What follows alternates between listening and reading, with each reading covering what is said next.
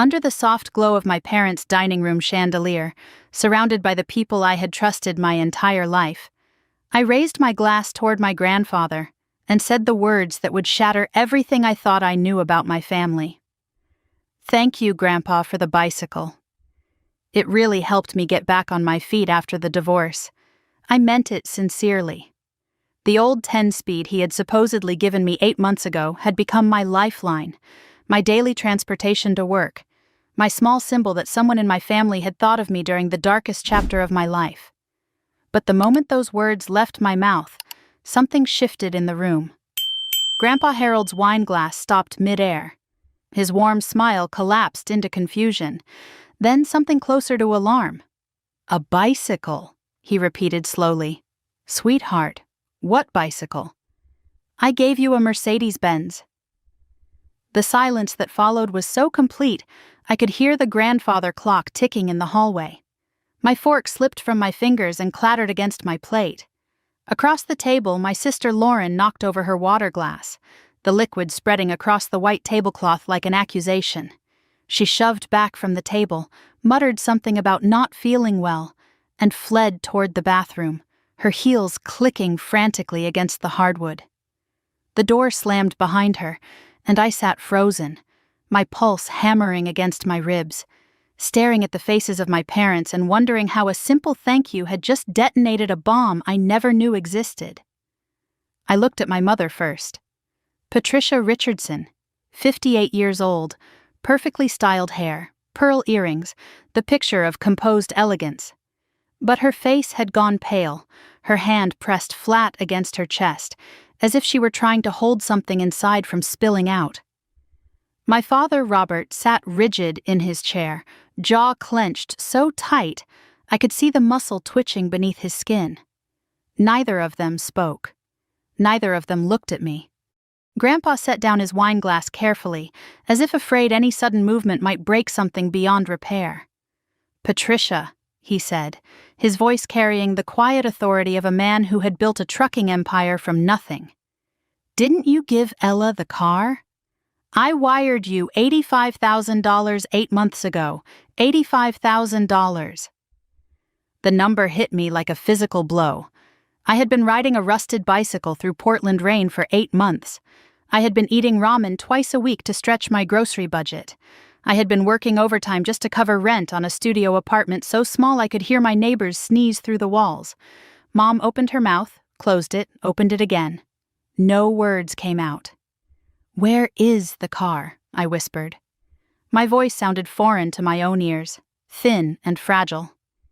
"If Grandpa gave you money for a car for me, where is it?" Dad cleared his throat. "This isn't the time or place, Ella. We can discuss this later as a family." "When is the time?" I demanded. "Where is my car? Where is the $85,000 that was supposed to help me?" Grandpa pulled out his phone, his weathered fingers moving across the screen with surprising speed. "I have the bank transfer right here," he said. "I have the email your mother sent thanking me." His voice had hardened, the confusion giving way to something darker. "Patricia, what exactly is going on?" I stood up from the table, suddenly unable to breathe. The walls of my childhood home felt like they were closing in, the familiar photographs on the walls now looking like evidence of a lie I had been living my entire life. I needed air. I needed space. I needed to understand how the people who raised me could have watched me struggle for 8 months while sitting on a small fortune that was meant to save me. I excused myself and stepped onto the back porch, the October air cutting through my thin sweater. The Portland night was cold and damp, typical for autumn, but I welcomed the chill. It was real. It was honest. Unlike everything that had just happened inside. 8 months ago, my life had fallen apart. My husband Michael had left me for a coworker, cleaning out our joint savings account on his way out the door. I moved back to Portland from Seattle with 2 suitcases and $847 to my name. I found a job at a marketing firm downtown. I rented the cheapest studio apartment I could find, and I told myself I was rebuilding, one day at a time. 3 weeks after I moved back, Mom had shown up at my door with an old bicycle she claimed Dad had found in their garage. She said Grandpa thought I might need it. I had been so touched by the gesture, so moved that someone in my family had remembered my childhood love of cycling. I rode that bicycle to work every single day, rain or shine, telling myself it was temporary, telling myself things would get better. And the whole time, $85,000 was sitting somewhere, designated for a Mercedes Benz with my name on it. I thought about all the family dinners over the past 8 months. The Sunday brunches where I showed up with helmet hair and damp clothes, the holiday gatherings where I parked my bicycle in their garage while everyone else pulled up in real cars. Not once had anyone mentioned a Mercedes. Not once had anyone asked why I was still riding a 10-speed when Grandpa had supposedly given me money for a luxury vehicle. But someone had mentioned a car. At Easter brunch 4 months ago, Lauren had arrived in a brand new silver Mercedes. She had been so proud of it, making sure everyone saw her pull into the driveway. When I asked about it, she said it was from Derek's bonus at work. Her husband, Derek, who hadn't held a steady job in 2 years. At the time, I didn't question it. Why would I? She was my sister. Now, the memory made my stomach turn. I forced myself to go back inside. Grandpa was standing now, a folder clutched in his hand. I didn't know when he had retrieved it, but the sight of actual physical documents made everything feel more real and more terrifying. Mom was crying quietly, dabbing at her eyes with a napkin. Dad had his arm around her protectively, a united front against whatever was coming. Lauren still hadn't returned from the bathroom. And Derek, I noticed, had vanished entirely. "I did everything right," Grandpa said, his voice trembling with barely contained fury. He showed me his phone, the bank transfer confirmation filling the screen. $85,000, wired to the Richardson family account, the memo line reading clearly, "For Ella's Mercedes, post-divorce fresh start." This was not a suggestion. This was not a family fund. This was specifically, explicitly for my granddaughter, to buy her a car. In her name. Mom let out a choked sob. "Dad, please, it's not what you think." "Then explain what it is, Patricia. Because from where I'm standing, it looks like you took money I sent for Ella and used it for something else entirely." I couldn't stay silent anymore. The anger that had been building inside me finally found its voice. "Where is the money?" I asked, stepping toward my parents. "Where is the $85,000 Grandpa sent for me? And please, please don't lie to me again." Mom looked at Dad. Dad looked at the floor. The silence stretched until it became its own answer. Finally, Mom spoke, her voice barely above a whisper. "Lauren needed it more than you did." The words hit me like a slap. I stood there, processing, trying to make sense of something that made no sense at all. My parents had received a gift specifically designated for me, specifically meant to help me recover from divorce, and they had given it to Lauren instead. While I rode a bicycle in the rain. While I counted pennies for groceries. While I worked 2 jobs some weeks just to keep my head above water. "You're the strong one, Ella," Mom continued, tears streaming down her face now. "You've always been able to handle things on your own." Lauren was drowning. She and Derek were in so much debt they were about to lose everything. We had to help her. We had to. Dad nodded stiffly. It was a family decision. We did what we thought was best for everyone. "Everyone except me," I said. My voice was steady now, cold in a way I didn't recognize. I wasn't included in this family decision. I wasn't even told about Grandpa's gift. You took my money and gave it to Lauren, and never said a word. "We were going to tell you eventually," Mom pleaded. "We just needed time to figure things out." Grandpa slammed his folder down on the dining table, making everyone jump.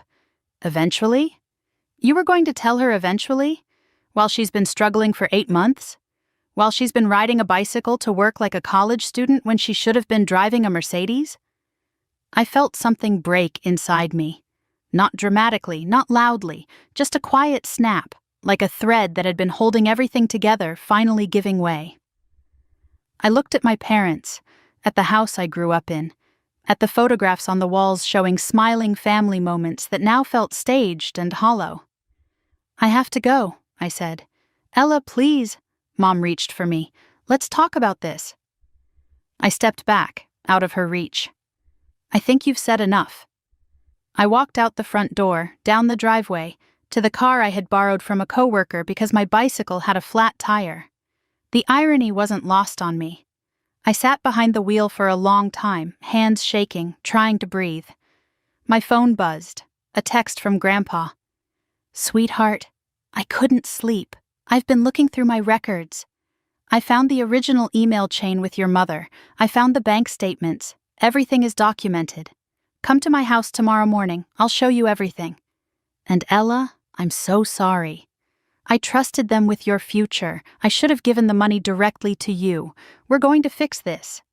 I stared at the message until my vision blurred with tears. Not tears of sadness. Tears of being seen. After 8 months of struggling alone, someone finally believed me. Someone finally understood. I typed back with trembling fingers, "I'll be there at 9. Then I set down the phone, started the borrowed car, and drove toward my tiny apartment through the Portland night. Behind me, I left the house where I grew up, the family I thought I knew, and the version of myself who believed that being strong meant being invisible. Tomorrow I would see the evidence. Tomorrow I would understand the full scope of the betrayal. Tomorrow everything would change. But tonight, I let myself imagine what my life should have looked like, the car I should have been driving, the apartment I could have afforded, the fresh start that was stolen from me before I even knew it existed. And somewhere in the darkness between my parents' house and my own, I made a decision. I was done being the daughter who didn't ask questions. I was done being the sister who made sacrifices no one noticed. I was done being strong for everyone except myself. Whatever they had done with my money, whatever lies they had told, I was going to find out the truth. And then I was going to take back everything they stole from me. The drive to Lake Oswego took 25 minutes, but it felt like hours. I had barely slept, maybe 2 hours total, my mind replaying the dinner scene on an endless loop. Grandpa's confused face, Lauren fleeing the table, Mom's tearful confession that they had given my money to my sister because I was strong enough to handle being robbed. The October mist hung low over Portland as I navigated the familiar route, passing landmarks from my childhood that now felt like props in a play I had never understood. I passed the coffee shop where Grandpa used to take me for hot chocolate when I was little. I passed the park where he taught me to ride a bike, back when riding a bike was a joy and not a daily reminder of what had been stolen from me. Every turn I made carried memories, but those memories felt different now, tainted, like photographs that had been secretly altered, and I was only just noticing the changes. My hands gripped the steering wheel of the borrowed car too tightly. The coffee I had poured at home sat untouched in the cup holder, cold now. I caught my reflection in the rearview mirror and barely recognized the woman looking back at me. Dark circles under her eyes, tension in her jaw. The face of someone who had just discovered that trust was a luxury she could no longer afford. Grandpa's neighborhood in Lake Oswego was quiet and affluent, the kind of place where old money lived in comfortable craftsman homes behind manicured lawns. His house sat at the end of Maple Ridge Drive, a classic Pacific Northwest craftsman built in 1942. The cedar shingles had weathered to a beautiful silver gray over the decades. The wide wraparound porch still held the wind chimes Grandma had hung 30 years ago, their gentle music carrying across the morning air. I pulled into the driveway and sat for a moment, gathering courage. Whatever waited inside that house would change everything. There would be no going back to the comfortable ignorance I had lived in for 8 months. Part of me wanted to drive away, to pretend last night had never happened, to keep believing that my family loved me equally. But that part was getting smaller by the minute. The front door opened before I could even reach the porch steps. Grandpa Harold stood in the doorway, dressed in pressed khakis and a flannel shirt despite the early hour. He looked older than he had last night, the weight of betrayal visible in the stoop of his shoulders and the shadows under his eyes. But his gaze was sharp and clear, and when he saw me, something in his expression softened. "Sweetheart," he said, his voice cracking slightly on the word. He pulled me into a hug that lasted longer than usual, and I breathed in the familiar scent of him. Coffee and Old Spice and something like sawdust from the workshop he still puttered around in. For just a moment, I felt like a child again, safe, believed, seen. "Come inside," he murmured against my hair. "We have a lot to discuss." The house looked the same as it always had. The same hardwood floors, the same grandfather clock ticking in the hallway, the same photographs lining the walls. Pictures of my father as a boy. Pictures of me and Lauren as children, gap-toothed and grinning. Pictures of Grandma before the cancer took her 5 years ago. I had always loved these walls, this history. Now I wondered how many of these smiling moments had hidden uglier truths. Grandpa led me to the living room, where 2 cups of tea waited on the coffee table. Chamomile, my favorite. He had remembered without asking, but my attention caught on what else lay on that table. A thick manila folder, a laptop open to what looked like an email thread, a yellow legal pad covered in his handwriting. He had been working on this all night. "Sit down, Ella," he said, gesturing to the couch. "I need to show you everything." I sat, my hands folding automatically in my lap. Grandpa settled into the armchair across from me. The same armchair where he used to read me stories when I was small. He picked up the manila folder but didn't open it yet. Instead, he looked at me with an expression I had never seen from him before. Sorrow mixed with fury, held in check by decades of business discipline. "I couldn't sleep last night," he began. "After what happened at dinner, after seeing your face when you realized what they had done, I went through every record I have, every email, every bank statement, every piece of correspondence with your parents over the last year." He opened the folder and pulled out the first document. It was a printed email, dated 8 months ago in February. "This is what I sent to your mother," he said, and began to read aloud. "Patricia, I've been thinking about Ella since hearing about the divorce. I want to help her get back on her feet. I'm wiring $85,000 to the family account. Please use it to purchase a reliable car in Ella's name. Something safe, something that will last. I was thinking a Mercedes Benz, the C-Class perhaps. She deserves something nice after everything she's been through. Let me know when it's done. Love, Dad." The words blurred as my eyes began to sting. Grandpa had wanted me to have something nice. Not just transportation, dignity, a fresh start.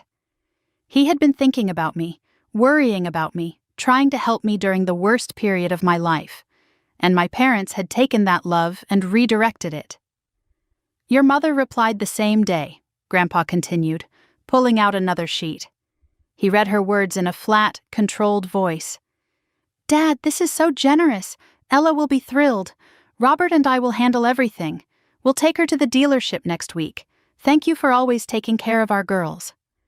"She said she would take me to the dealership," I whispered. My voice sounded strange, distant.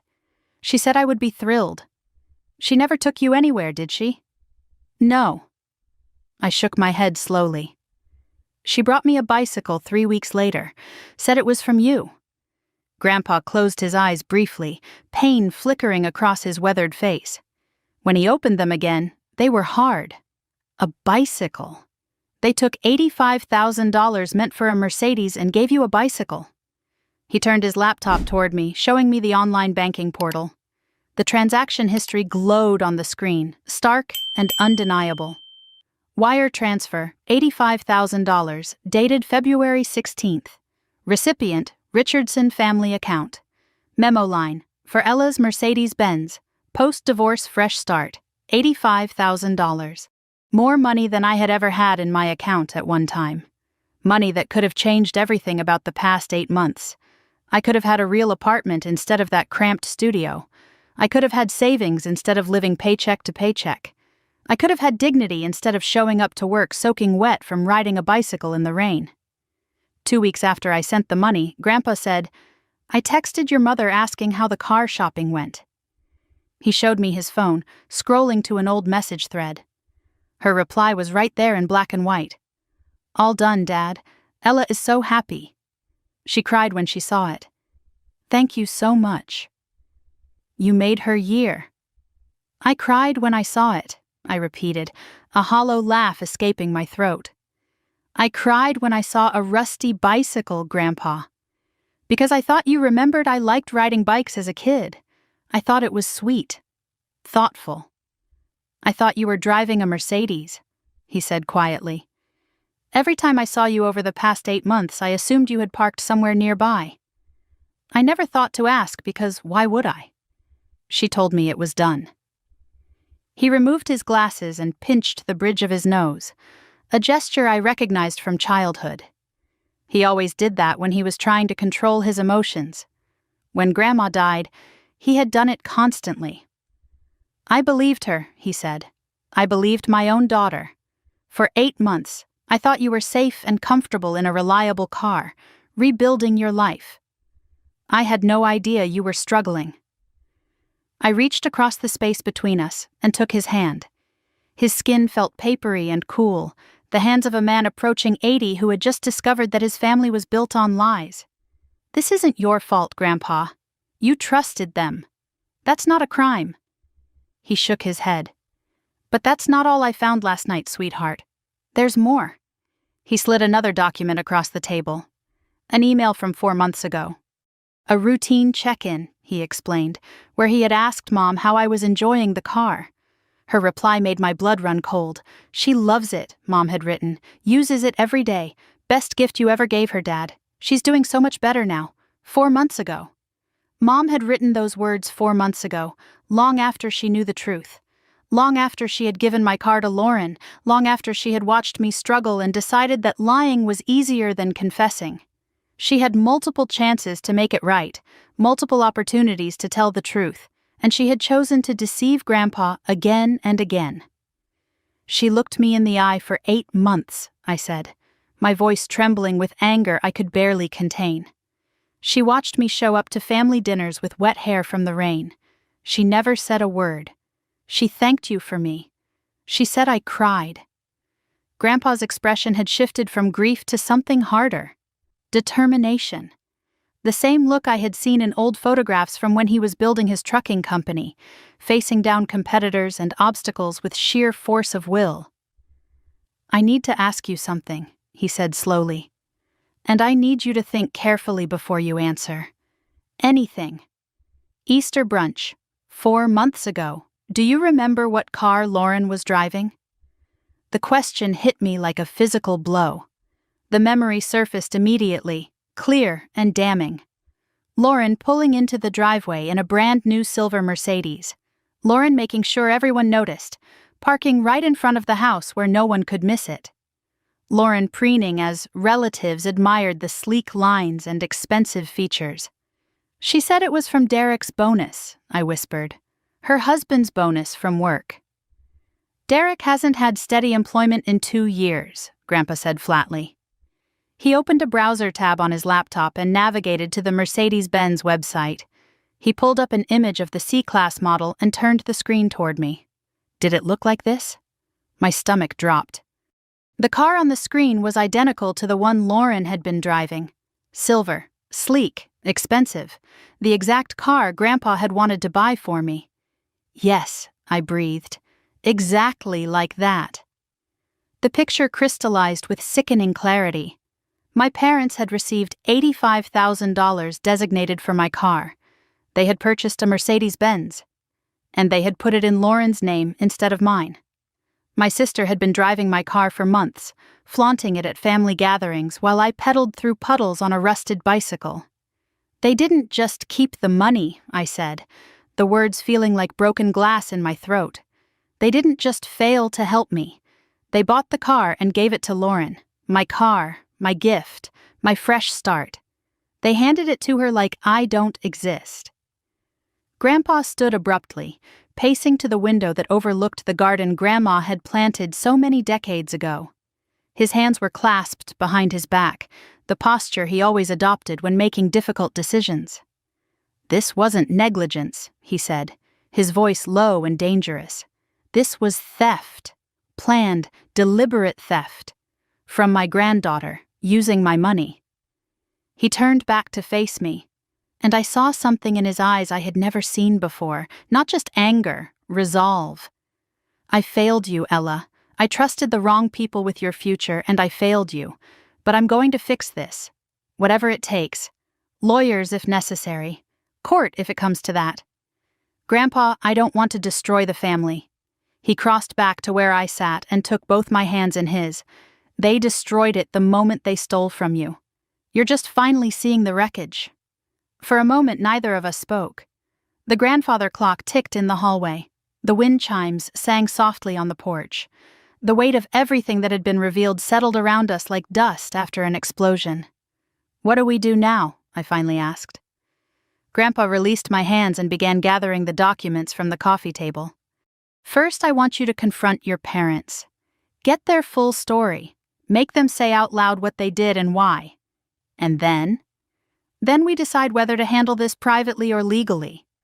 But Ella, he fixed me with a stern gaze, don't let them gaslight you. Don't let them claim this was a misunderstanding. You have proof, black and white, undeniable. He handed me copies of everything, the emails, the bank statements, the text messages, physical evidence of the betrayal I had only sensed before. Stay calm when you talk to them, he advised. Don't yell. They'll use your anger against you. Ask direct questions. Demand direct answers. And remember, if they try to make you the villain, they are the ones who stole. They are the ones who lied. You are the one who was wronged. I gathered the documents into the folder, my hands no longer shaking. The fear and confusion of last night had transformed into something harder. Clarity, purpose, righteous anger that demanded answers. Call me the moment you leave their house, Grandpa said as he walked me to the door. Whatever happens, I'm on your side, always. I hugged him one more time, breathing in the comfort of his presence. Then I walked to the borrowed car and placed the folder of evidence on the passenger seat. The morning fog had lifted, revealing a rare streak of October sun. I drove toward Beaverton, toward my parents' house, toward the confrontation I had been avoiding my entire life. My mind organized what I knew into a neat, damning list. Grandpa sent $85,000 for a car for me. Mom and Dad took the money. They bought a car and put it in Lauren's name. They lied to Grandpa for 8 months. They gave me a bicycle to cover their tracks. They watched me struggle and said nothing. But beyond the facts, a deeper pain burned in my chest. This wasn't really about the car or the money, it was about the choice. When given $85,000 to help their struggling daughter, they had chosen to give it to Lauren. Because Lauren was fragile and I was strong. Because Lauren needed help and I could handle it. Because I had spent 30 years being the daughter who never asked for anything, and they had decided that meant I didn't deserve anything. As I turned onto my parents' street, I saw Dad's truck in the driveway, Mom's sedan beside it, and parked directly in front of the house, gleaming in the morning light like a taunt, was a silver Mercedes Benz. Lauren was here. Of course she was. Probably strategizing with Mom and Dad all night, probably figuring out how to make me look like the unreasonable one. I parked behind the Mercedes and sat for a moment, staring at the car through my windshield. The car I was supposed to be driving. The car that was bought with my money, my gift, my grandfather's love. I reached out and touched the evidence folder beside me. Then I opened my door, stepped out, and walked toward my parents' house. My phone buzzed with a text from Mom. Lauren told us you might come by.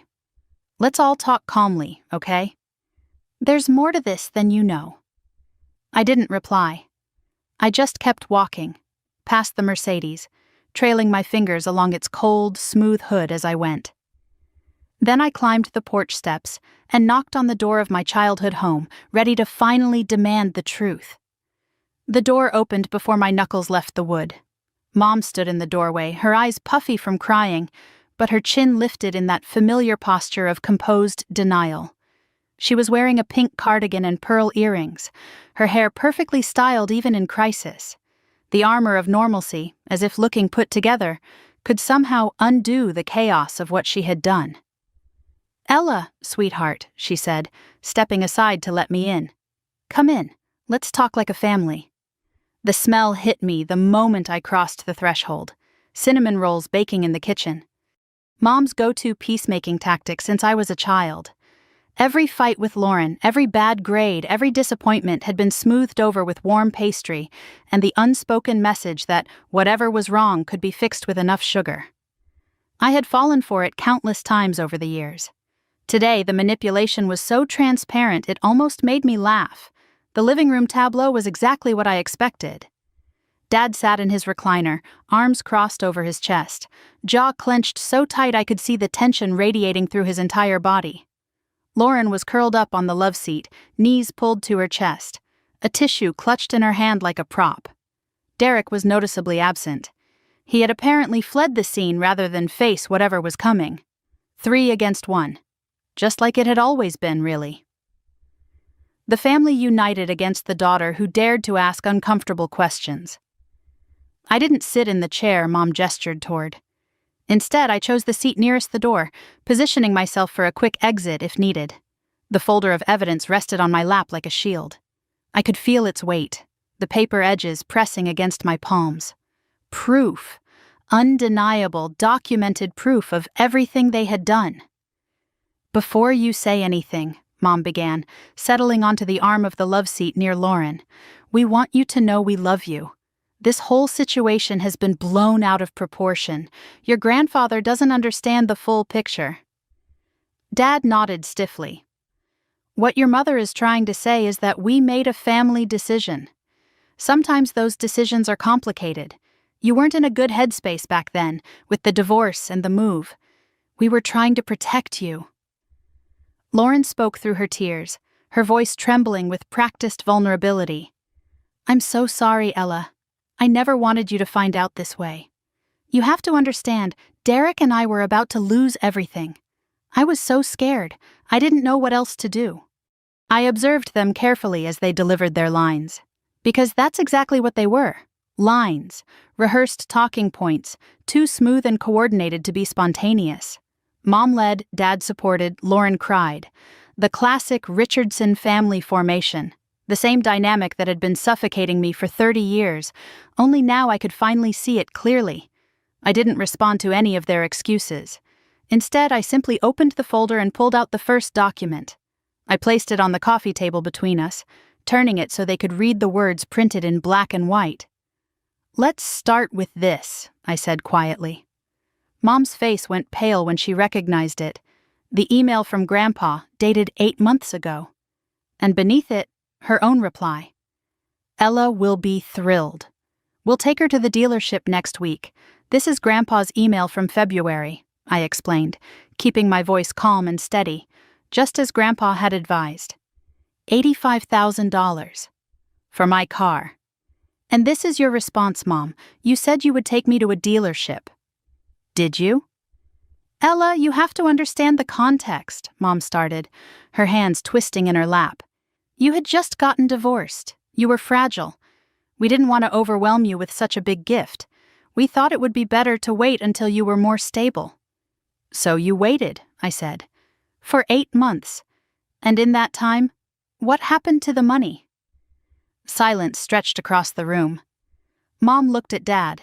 Dad looked at the floor. Lauren dabbed at her eyes with her tissue.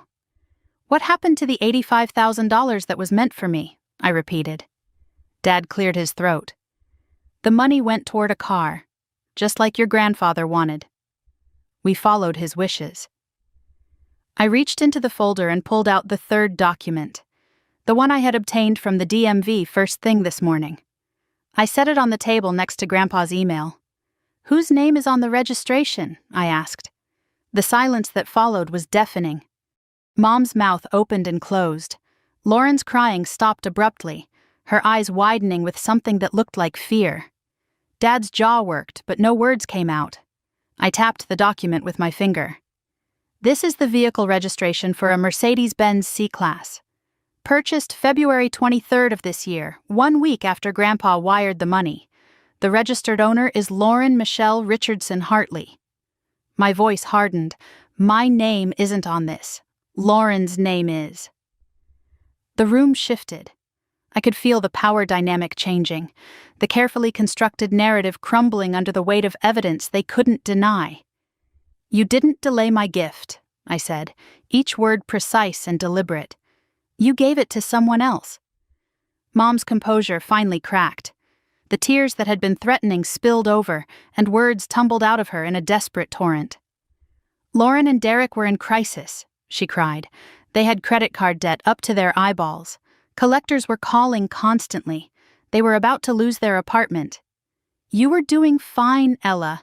You had a job, an apartment. You were handling everything. Lauren was falling apart. She couldn't sleep, couldn't eat. We had to make a choice, and we chose to help the child who needed it most. Dad nodded vigorously, backing her up. It was supposed to be temporary. We figured we'd sort things out later, maybe find a way to help you when everything settled down. Lauren was drowning. You were swimming. Lauren's plea joined the chorus. I'm so sorry, Ella, I know it was wrong, but you don't understand what it's like to be me. Everything is so easy for you. You just handle things. I've never been strong like you. I've never been able to push through the way you do. When Mom and Dad offered to help, I was desperate. I said yes. I shouldn't have. I absorbed the assault of excuses, letting their words wash over me without interrupting. When they finally fell silent, I spoke quietly. You chose Lauren. It wasn't a question, just a statement of fact. That's not, Mom started. You had $85,000 designated for me, and you chose Lauren. Mom was crying openly now. Ella, you've always been the strong one. There it was. The phrase I had heard my entire life, weaponized against me one final time. You've always been so capable, Mom continued, so independent. Lauren needs us. You never have. Something cold and hard crystallized inside my chest. Every time I hadn't asked for help was now being used against me. Every time I had powered through hardship on my own was proof that I didn't need them. My strength had become their justification for neglect. I stood up. I couldn't sit any longer, couldn't keep still while they explained why I deserved to be abandoned. I walked to the window and looked out at the silver Mercedes parked on the street. My Mercedes. Lauren's Mercedes. The car that should have been mine. Then I turned back to face them. Let me tell you about the last 8 months, I said, my voice rising, since you seem to think I was doing fine. I moved into a 400-square-foot studio apartment because that's all I could afford after the divorce. Michael emptied our savings. I started over with nothing. I took a step closer, my words coming faster now. I biked to work every single day.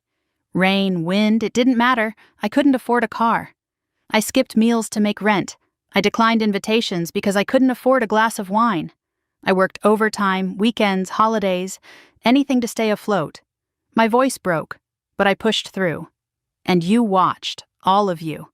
You saw me show up to family dinners with helmet hair and wet clothes. You saw me bike home in the dark. And not one of you said, "Hey, Ella, Grandpa gave us money for your car." Not one of you said, "Here, take your Mercedes." I pointed directly at Lauren. You drove my car to Easter brunch. You parked it right out front. You let me admire it. You let me ask about it. And you told me it was from Derek's bonus. You looked me in the eye and lied. Lauren's face crumpled. I didn't know how to tell you, she whispered. By then it had been months. I thought maybe you would never find out. I caught Mom and Dad exchanging a glance. That silent communication they had always shared. The secret language I was never allowed to understand. But this time, I recognized what it meant. They were hiding something else. Something beyond the car. What? I demanded. What are you not telling me? Silence stretched. Mom picked at her cardigan. Dad stared at his hands. Lauren's crying stopped again, and she looked genuinely scared. Is there more? I pressed. What else did you do? Mom spoke too quickly, trying to deflect. The important thing is that the car served its purpose. It helped Lauren get back on her feet. And anyway, the car isn't really the issue anymore. I froze. What do you mean isn't really the issue? The car is the entire issue. Mom realized her mistake too late. Her face crumbled as she looked to Dad for rescue, but he just shook his head slowly, surrendering. "Where is the car?" I asked, my voice dropping to barely above a whisper. "Is it still registered to Lauren?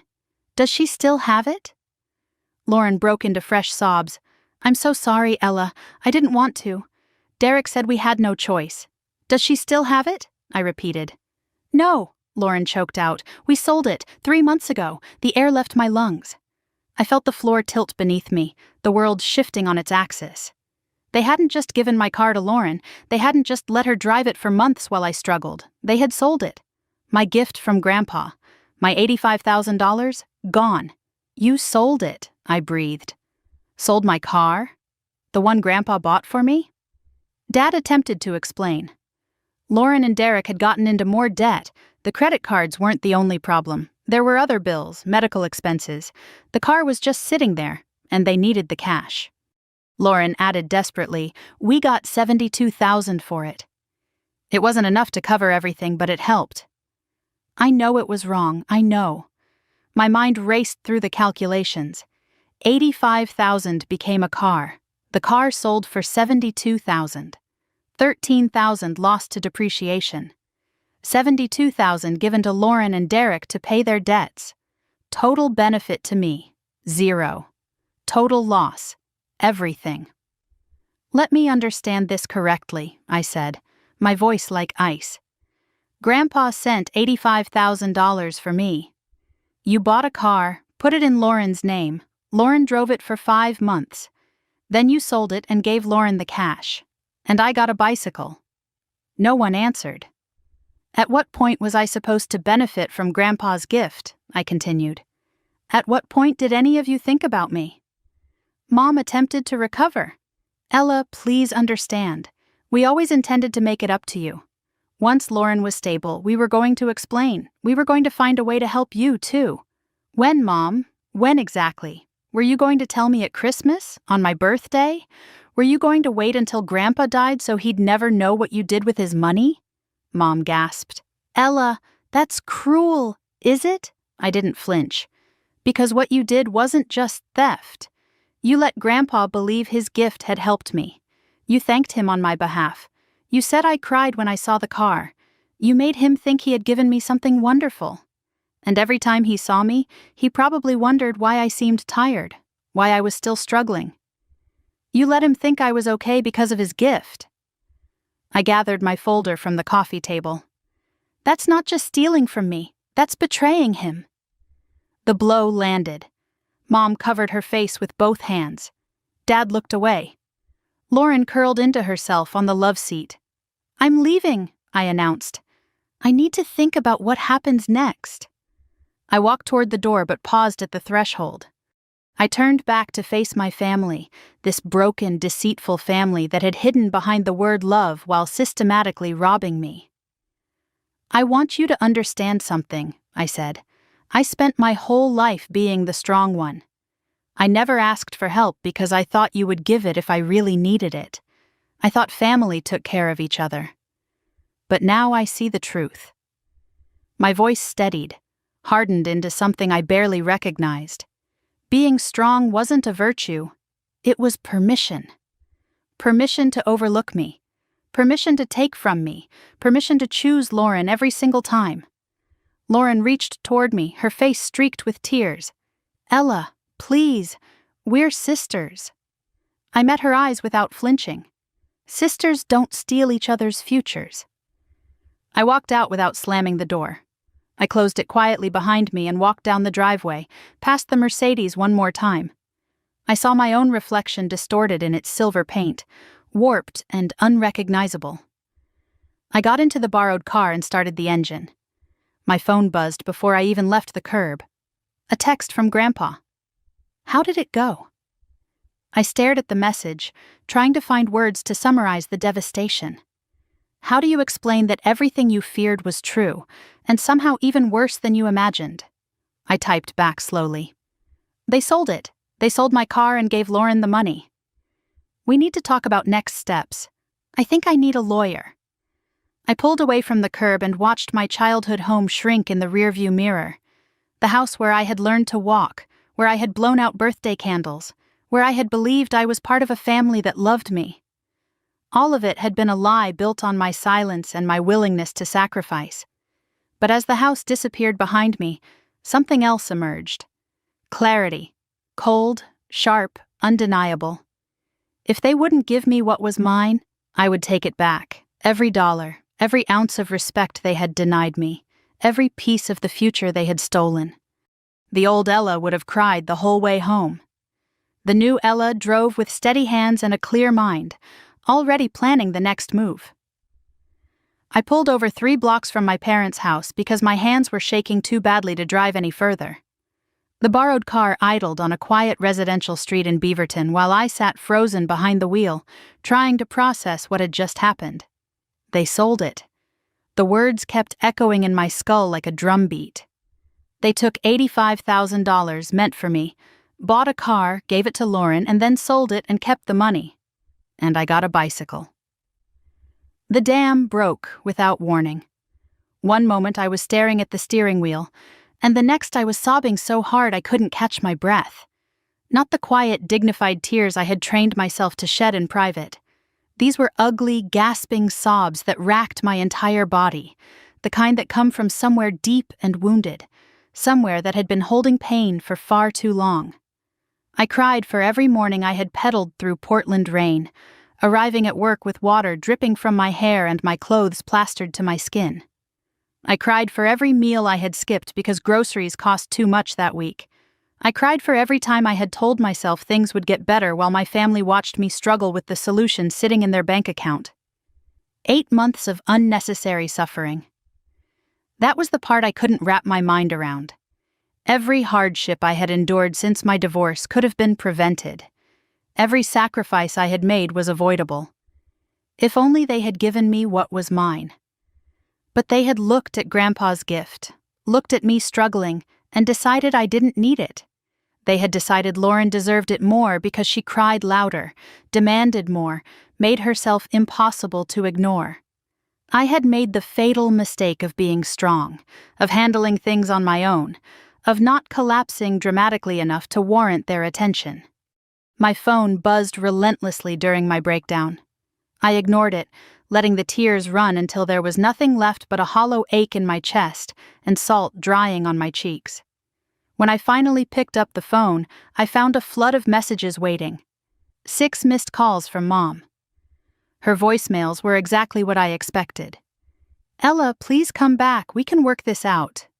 You're overreacting, sweetheart. I'm your mother. You can't just walk away from family." Each message more desperate than the last, but none containing an actual apology, none acknowledging what they had done wrong. 4 texts from Lauren. "I'm so sorry, please let me explain. I know you're angry, but you don't understand how desperate I was. Derek and I almost lost everything. And the final one that made my blood boil. Please don't destroy our family over money. As if I was the one who had destroyed anything. As if $85,000 stolen from me was just a minor inconvenience.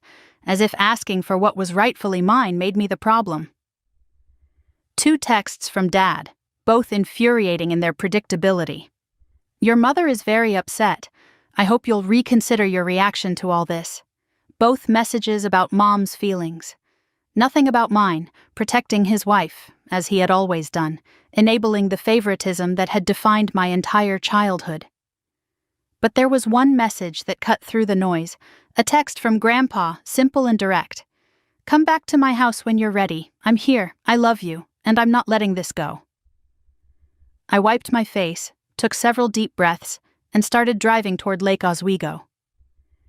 Grandpa was waiting on the porch when I arrived, and his expression crumbled the moment he saw my swollen eyes and tear-streaked face. He didn't say anything. He just opened his arms, and I walked into his embrace like a child seeking shelter from a storm.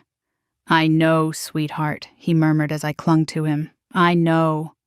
Inside, he guided me to the kitchen and put the kettle on for tea. I sat at the familiar table, the same one where he had helped me with homework decades ago, and told him everything. Every excuse my parents had offered, every tear Lauren had shed, every manipulative word Mom had spoken, and the final devastating revelation that they had sold the car 3 months ago and kept the money. When I finished, Grandpa sat in heavy silence. His weathered hands wrapped around his teacup, but he didn't drink. Finally he spoke, and his words made my stomach drop.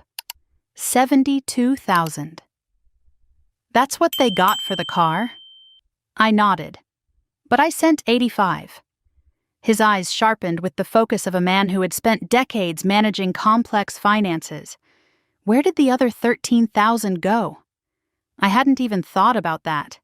I had been so devastated by the sale that I hadn't stopped to do the arithmetic. Grandpa opened his laptop, already running calculations. A new Mercedes C-Class costs around 65 to 70,000. I sent 85 specifically so there would be cushion for taxes, registration, insurance, all the additional costs. His fingers tapped against the keys. Even after the purchase, there should have been 15 to 20,000 left over. The implication hit me like a physical blow. There was extra money from the very beginning. And then they sold the car for 72,000, Grandpa continued. So that's roughly $90,000 total that passed through their hands. Money that was meant for you. $90,000. The number made the room spin. An amount that could have changed my entire life had instead vanished into Lauren's endless financial disasters, while I rode a rusty bicycle through the rain.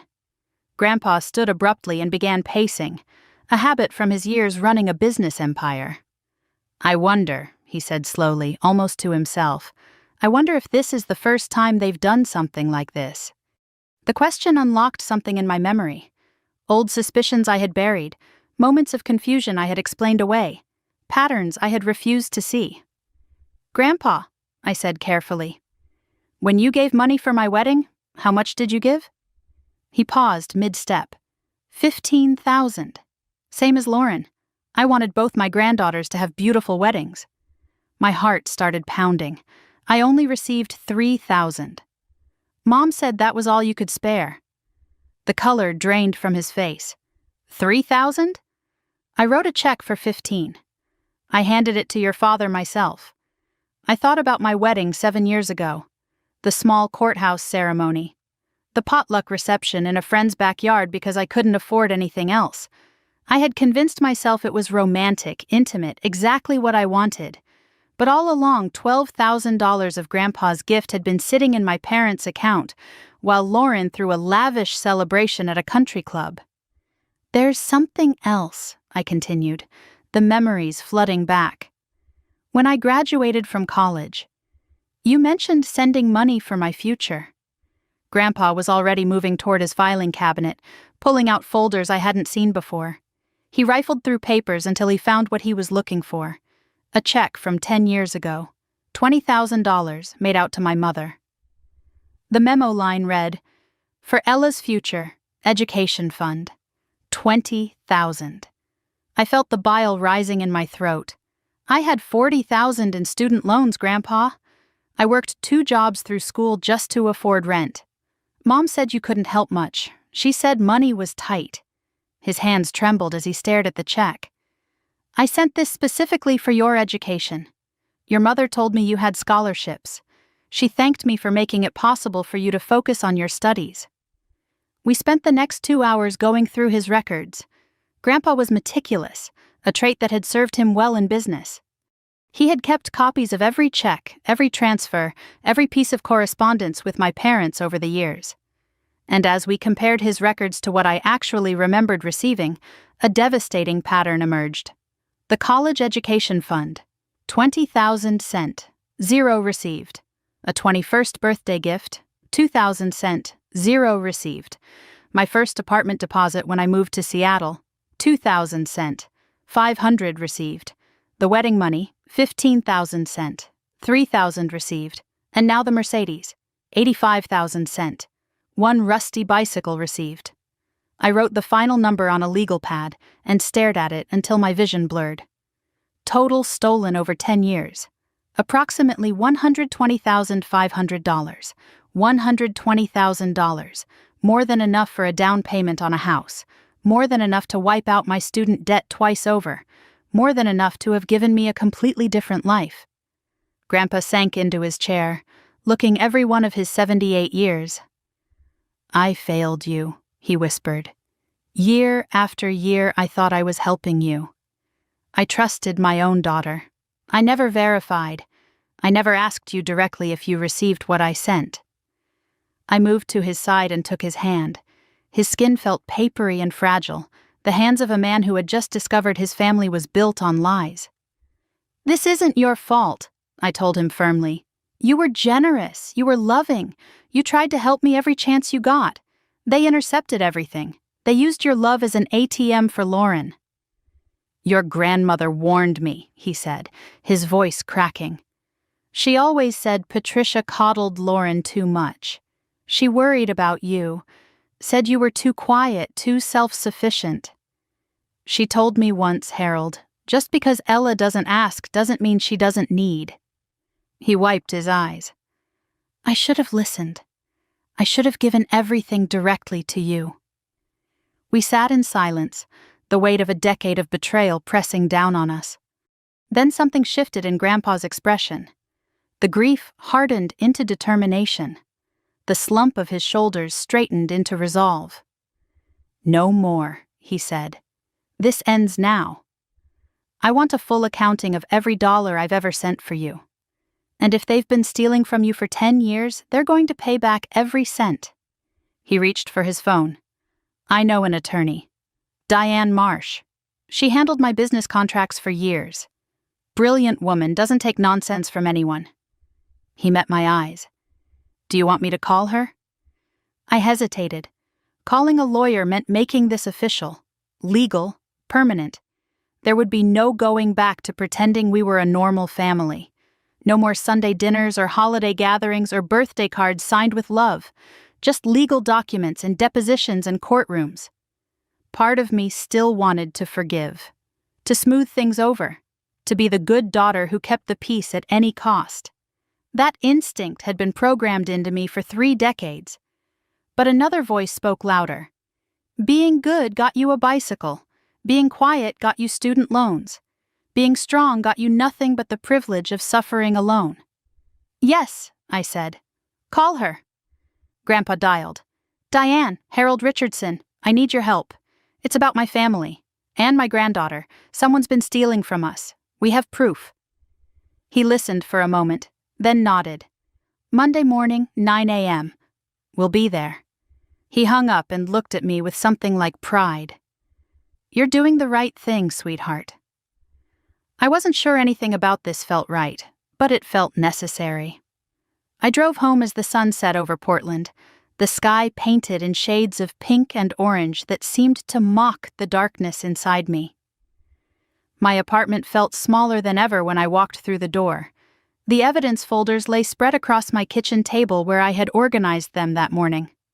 The bicycle leaned against the wall by the door, a constant reminder of what they had given me instead of what I deserved. I couldn't look at it. I couldn't touch it. But I couldn't throw it away either.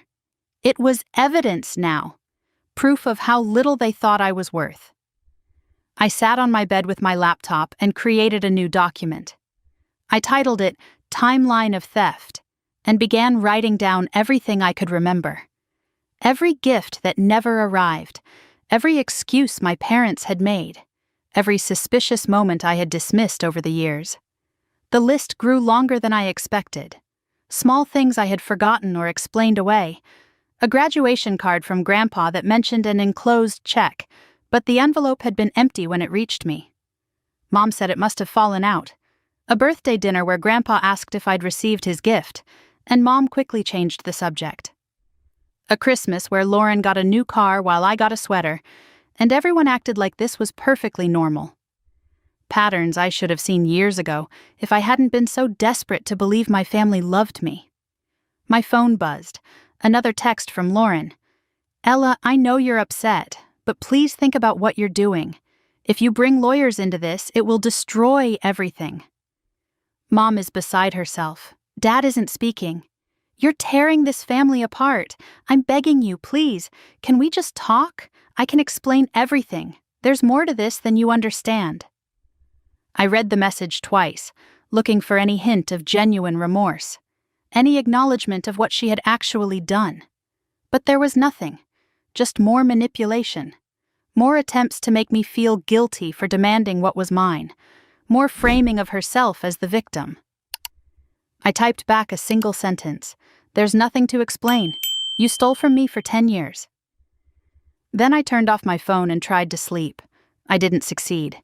Every time I closed my eyes, I saw the silver Mercedes parked in front of my parents' house. I saw Lauren's tear-streaked face as she begged me not to destroy the family. I saw my mother's desperate attempts to make excuses for the inexcusable. At 2 a.m., I gave up on sleep and went back to my laptop. I researched civil conversion and fraud. I read about statute of limitations for financial crimes. I looked up Diane Marsh and found a website full of impressive credentials and successful case outcomes. My phone buzzed with one final message. Not from my family this time, from an unknown number. "Ella, it's Derek, Lauren's husband. I know you probably don't want to hear from me, but there are things you don't know, things that make this situation even worse than you think. Can we meet? Tomorrow, if possible. I have documents. Proof. I'm tired of being part of this lie." I stared at the message for a long time. Derek, who had benefited from my stolen car. Derek, who had sat at family dinners knowing what his wife had done. Derek, who was now apparently offering to help me. I didn't trust him. I couldn't, not yet. But I also couldn't ignore the possibility that he knew something important. Something that could strengthen my case. Something that could finally expose the full truth of what my family had done. I typed back carefully, "Where and when?" His reply came immediately. "Riverside Park, North Bench, tomorrow at 5. Come alone, don't tell Lauren." I set down my phone and stared at the ceiling until dawn broke over Portland. In a few hours, I would meet with a man who might be setting a trap or offering me the evidence I needed. In 2 days, I would sit in a lawyer's office and formally begin the process of suing my own family. The woman who had thanked her grandfather for a bicycle was gone. In her place was someone harder, colder, more determined than I had ever been. They had stolen my money. They had stolen my opportunities. They had stolen my trust. But they would not steal my future. Not anymore. The law office occupied the 14th floor of a sleek downtown Portland high-rise, all glass walls and expensive views of the Willamette River. I arrived at 8:45, 15 minutes early, because nervous energy had made it impossible to wait at home any longer. Grandpa was already there, sitting in the reception area in his best suit, the one Grandma had bought him 30 years ago. He stood when he saw me, and something in his expression steadied my racing heart. "We're doing the right thing," he said quietly, squeezing my hand. I wanted to believe him. I wanted to feel confident and righteous and certain. Instead, I felt like I was standing at the edge of a cliff, about to jump into an abyss I couldn't see the bottom of. The reception area was designed to intimidate and impress. Leather chairs, legal journals arranged on glass tables, soft jazz playing in the background. Certificates lined the walls, documenting degrees and achievements in successful cases. The receptionist offered coffee in a voice that suggested she knew exactly how anxious clients felt when they walked through these doors. I declined. My stomach was too tight for anything but the chamomile tea I hadn't been able to finish at home. At exactly 9 o'clock, the receptionist stood and gestured toward a hallway. "Ms. Richardson, Mr. Richardson, Attorney Marsh will see you now." Diane Marsh was not what I expected. I had imagined someone severe, corporate, intimidating. Instead, the woman who rose from behind a cluttered desk was warm and approachable, with silver-streaked black hair pulled back in a low bun and sharp eyes behind elegant glasses. She wore a charcoal suit with a burgundy blouse, powerful but not cold. Her handshake was firm and confident. "Harold," she said, greeting my grandfather first. "Good to see you, though I wish it were under better circumstances." Then she turned to me. "And you must be Ella. Please sit down, tell me everything." Her office was organized chaos, stacks of files arranged with a precision that suggested a brilliant mind at work. I noticed family photos on the credenza behind her desk. She had daughters, I realized. Maybe that was why Grandpa had chosen her. Maybe she would understand.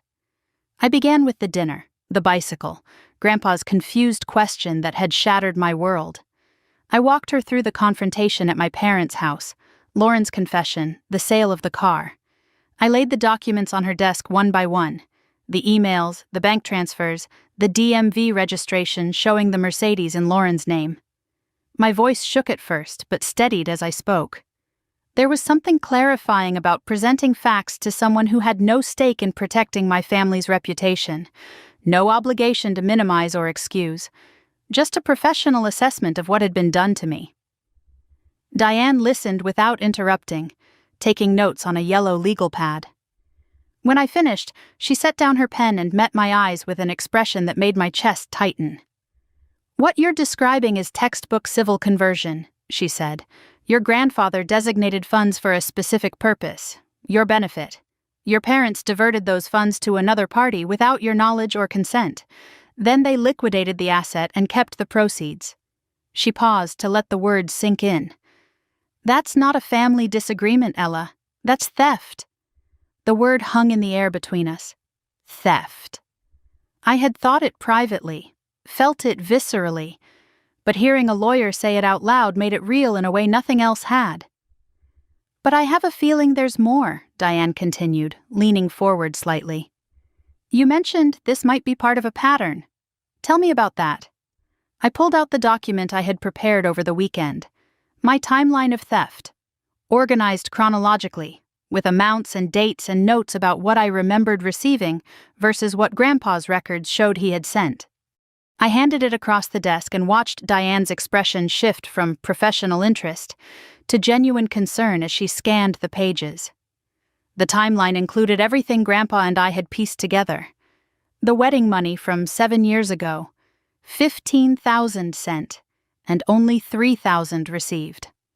The college graduation gift from 10 years ago, 20,000 designated for my education fund that I never saw a penny of.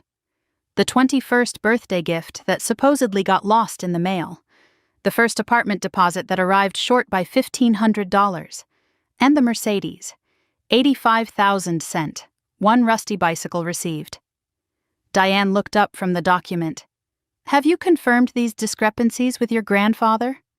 "Only the wedding money and the college fund so far," I said. "But his records are meticulous. We're planning to verify each one." Grandpa spoke for the first time since we sat down. "I'll go through everything I have. Every check, every transfer, every gift I've ever sent for Ella." His voice was steel wrapped in grief. "If they've been doing this for a decade, I want to know the full extent." Diane nodded and made another note. "We need to verify each discrepancy. If there's a documented pattern of diversion over multiple years, that significantly strengthens your case." After the meeting, Grandpa and I drove back to Lake Oswego. His study was exactly as I remembered it from childhood visits: oak desk and filing cabinets and shelves lined with old business ledgers. The room where he had built his trucking empire through careful record-keeping and attention to detail. Now it would be the room where we uncovered a decade of betrayal. He pulled boxes from closets, folders from drawers, records going back further than I had realized he kept. There was a system to his organization, gifts sorted by recipient and year. We started with the wedding money, since that was the discrepancy I remembered most clearly. The canceled check was right where he expected to find it: $15,000, made out to Robert Richardson. The memo line read, "For Ella's wedding." The signature on the back was my father's handwriting. He had cashed it himself, deposited it into his own account, and given me only $3,000. I stared at my father's signature until my vision blurred. "Dad cashed it himself," I said, my voice hollow. "He kept $12,000 of my wedding money." Grandpa was already pulling out another file. "The college graduation gift," he muttered, flipping through papers. He found another check, this one made out to my mother. $20,000, dated 10 years ago. Memo: "For Ella's future, education fund." The room started spinning. 20,000? I had 40,000 in student loans, Grandpa. I worked 2 jobs through school just to pay rent. Mom told me you couldn't afford to help much. His hands trembled as he held the check. "I sent $20,000 specifically for your education. Your mother told me you had scholarships. She thanked me for making it possible for you to focus on your studies. We kept going. Hour after hour, comparing his records to my memories, building a comprehensive picture of just how thoroughly my family had been stealing from me. The full accounting emerged slowly, painfully, like cleaning a wound that had been infected for years. There was my 21st birthday. Grandpa had sent $2,000, a generous gift for a young woman just starting her adult life. I never received it.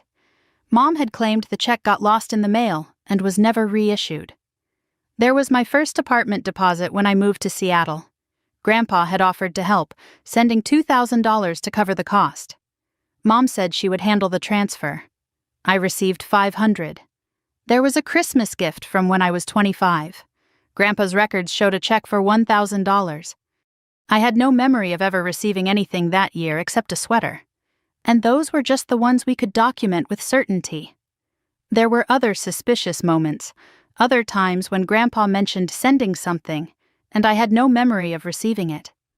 Moments I had dismissed as miscommunication or forgetfulness, now recast in a sinister new light. I wrote the final number on a legal pad, then sat staring at it until my eyes burned. Total confirmed theft over 10 years, $120,500. That wasn't even including the Mercedes. That was just the historical pattern, the foundation of fraud they had been building for a decade before the $85,000 gift that finally exposed them.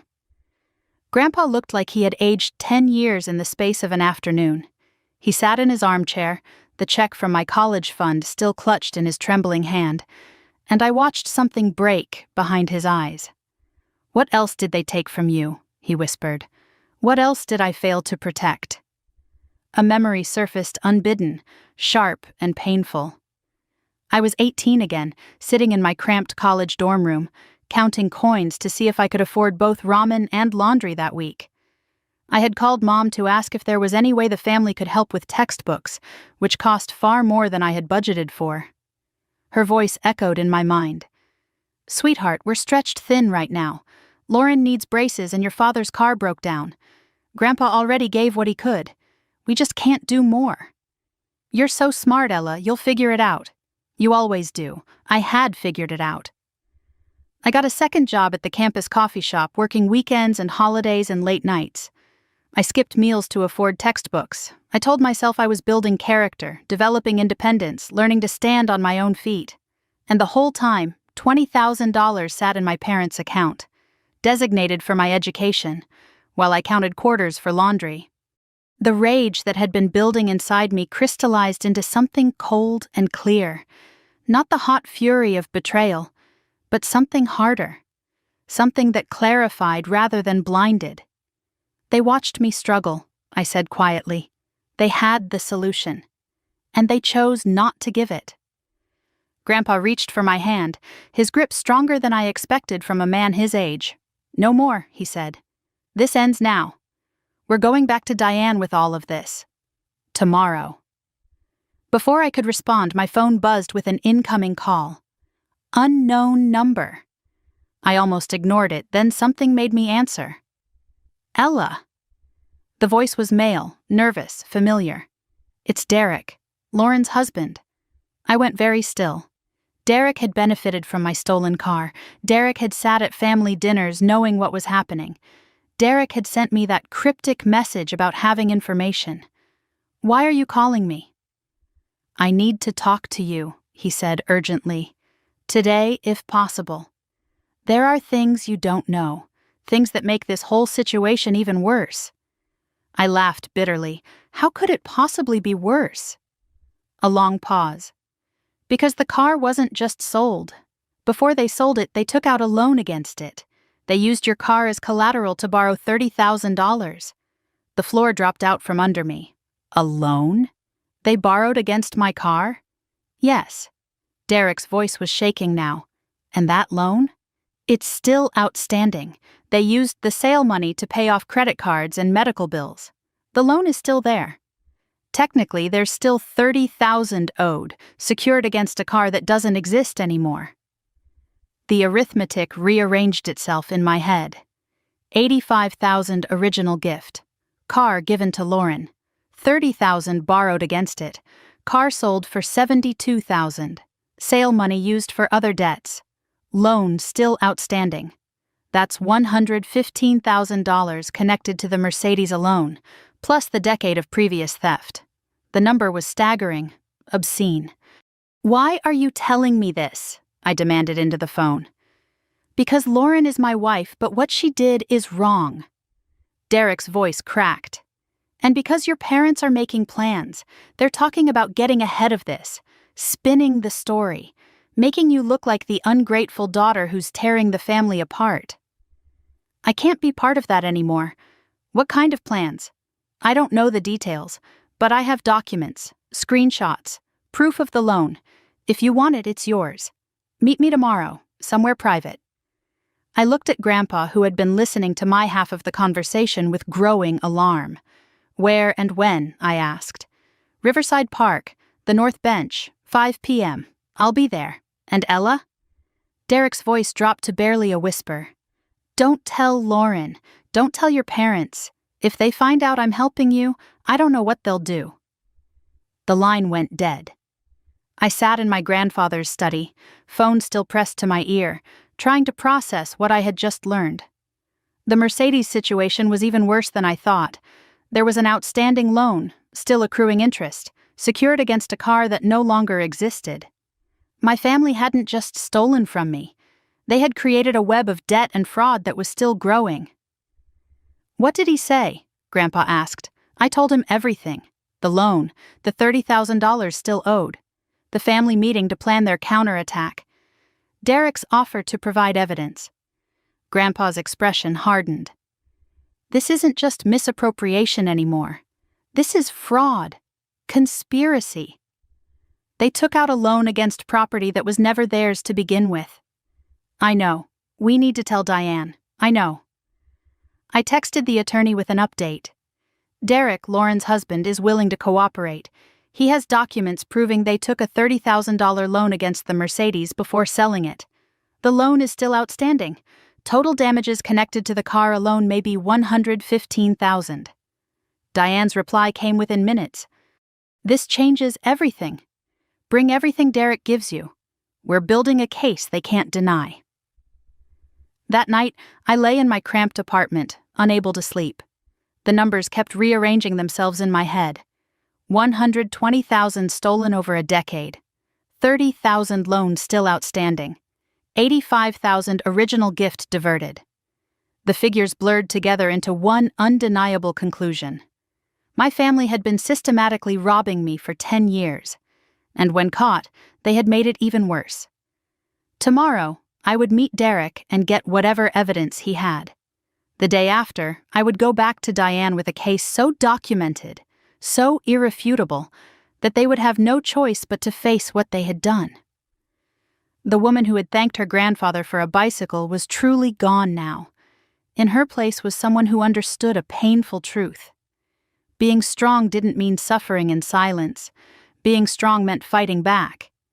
And I was ready to fight. I barely slept the night before, and it showed.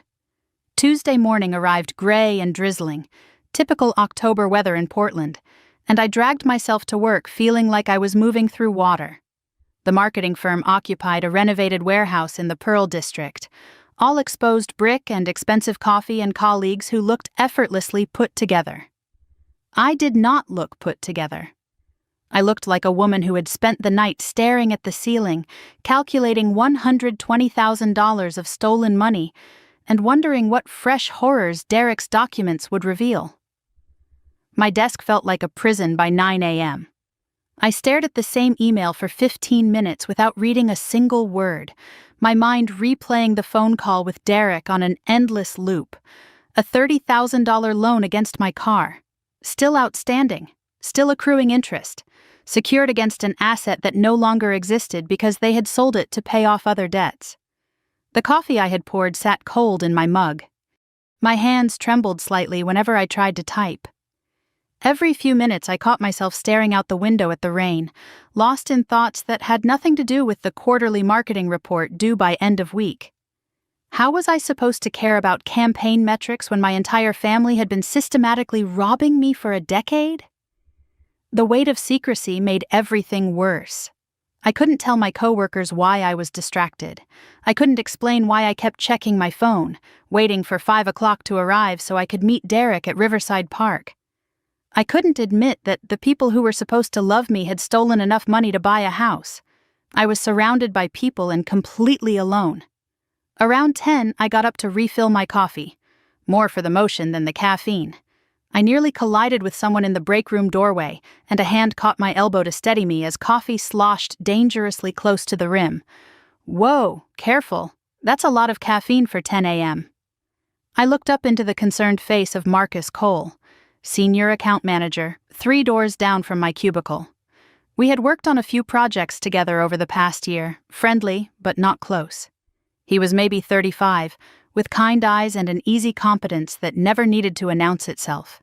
The type of person who noticed things other people missed. "Long night," I said, forcing a smile that probably looked as hollow as it felt. "Big presentation later this week." He didn't buy it. I could see the skepticism in the way he studied my face, taking in the dark circles I had tried to conceal, and the tension I couldn't quite hide. "You've had a lot of long nights lately," he observed. "Just busy. You know how it is." I moved toward the coffee maker, avoiding his eyes. But Marcus didn't retreat. He followed me into the break room, leaning against the counter as I refilled my mug with hands that weren't entirely steady. "I saw you bike in this morning," he said. "In the rain, again. You know there's an underground parking garage, right? If you ever need a ride or anything." The mention of biking hit differently now. Every soggy commute was no longer just an inconvenience. It was a reminder of the Mercedes I never received, the fresh start that was stolen before I even knew it existed. "I like the exercise," I lied. "Clears my head." Marcus nodded, but something in his expression told me he wasn't convinced. "Well, if your head ever needs a break from clearing, my office is 3 doors down. Doors always open. For whatever." He refilled his own mug and left, and I stood there longer than I should have, watching him go. Something about his quiet steadiness made my eyes sting. When was the last time someone had noticed I was struggling without trying to use it against me? I forced myself back to my desk and stared at the marketing report until the words started to make sense. The mechanical work provided brief escape, but every pause, every breath, the betrayal flooded back. The numbers I had calculated with Grandpa kept rearranging themselves in my mind. $120,500 in confirmed historical theft, $30,000 in outstanding loan, $85,000 for the Mercedes. The figures were staggering, obscene, impossible to fully comprehend. At 2 o'clock, I delivered my presentation on autopilot. I hit all the major points, answered questions competently, smiled when appropriate. Nobody seemed to notice I was hollow inside. The professional mask held firm, even as everything behind it crumbled. After the meeting, my boss complimented my work. Colleagues chatted about weekend plans. Normal life continued all around me while my personal world burned. The clock moved painfully slowly. 3 p.m., 2 hours until Derek. 4 o'clock, 1 hour. I packed up early at 4:30, claiming a headache that wasn't entirely fictional. Nobody questioned it. I walked out of the office into the gray Portland afternoon and caught the Max train toward Riverside Park. The journey felt surreal. I watched people on the train, couples and families and friends, and wondered how many of them were hiding betrayals. How many of them were the betrayal. Riverside Park stretched along the Willamette River, a green respite in the middle of the city. At this time of day, in this weather, it was mostly empty. A few joggers, a dog walker, a homeless man sleeping on a bench. Perfect conditions for a secret meeting with my sister's husband. I found the north bench easily. It was partially hidden by trees, isolated from the main walking paths. Derek wasn't there yet. I sat down and watched the river move slowly past, gray-green and indifferent to my crisis. The water had no opinion about stolen money or family betrayal. It just kept flowing, steady and eternal. 5 minutes felt like 30. I checked my phone obsessively. 4:58. 4:59. The urge to flee was almost overwhelming. Then footsteps on gravel behind me. I turned. Derek approached with his shoulders hunched against the drizzle, a manila folder clutched to his chest like a shield. He looked terrible. Unshaven, red-eyed, wearing a wrinkled shirt that suggested he hadn't slept any better than I had. Whatever was happening to my family, it was destroying him too. "Thanks for coming," he said, sinking onto the bench beside me without making eye contact. "I wasn't sure you would. I almost didn't." "I know." He swallowed hard. "I know how this looks. I've been part of it. I drove that car. I sat at family dinners knowing what they did." "Yes, you did."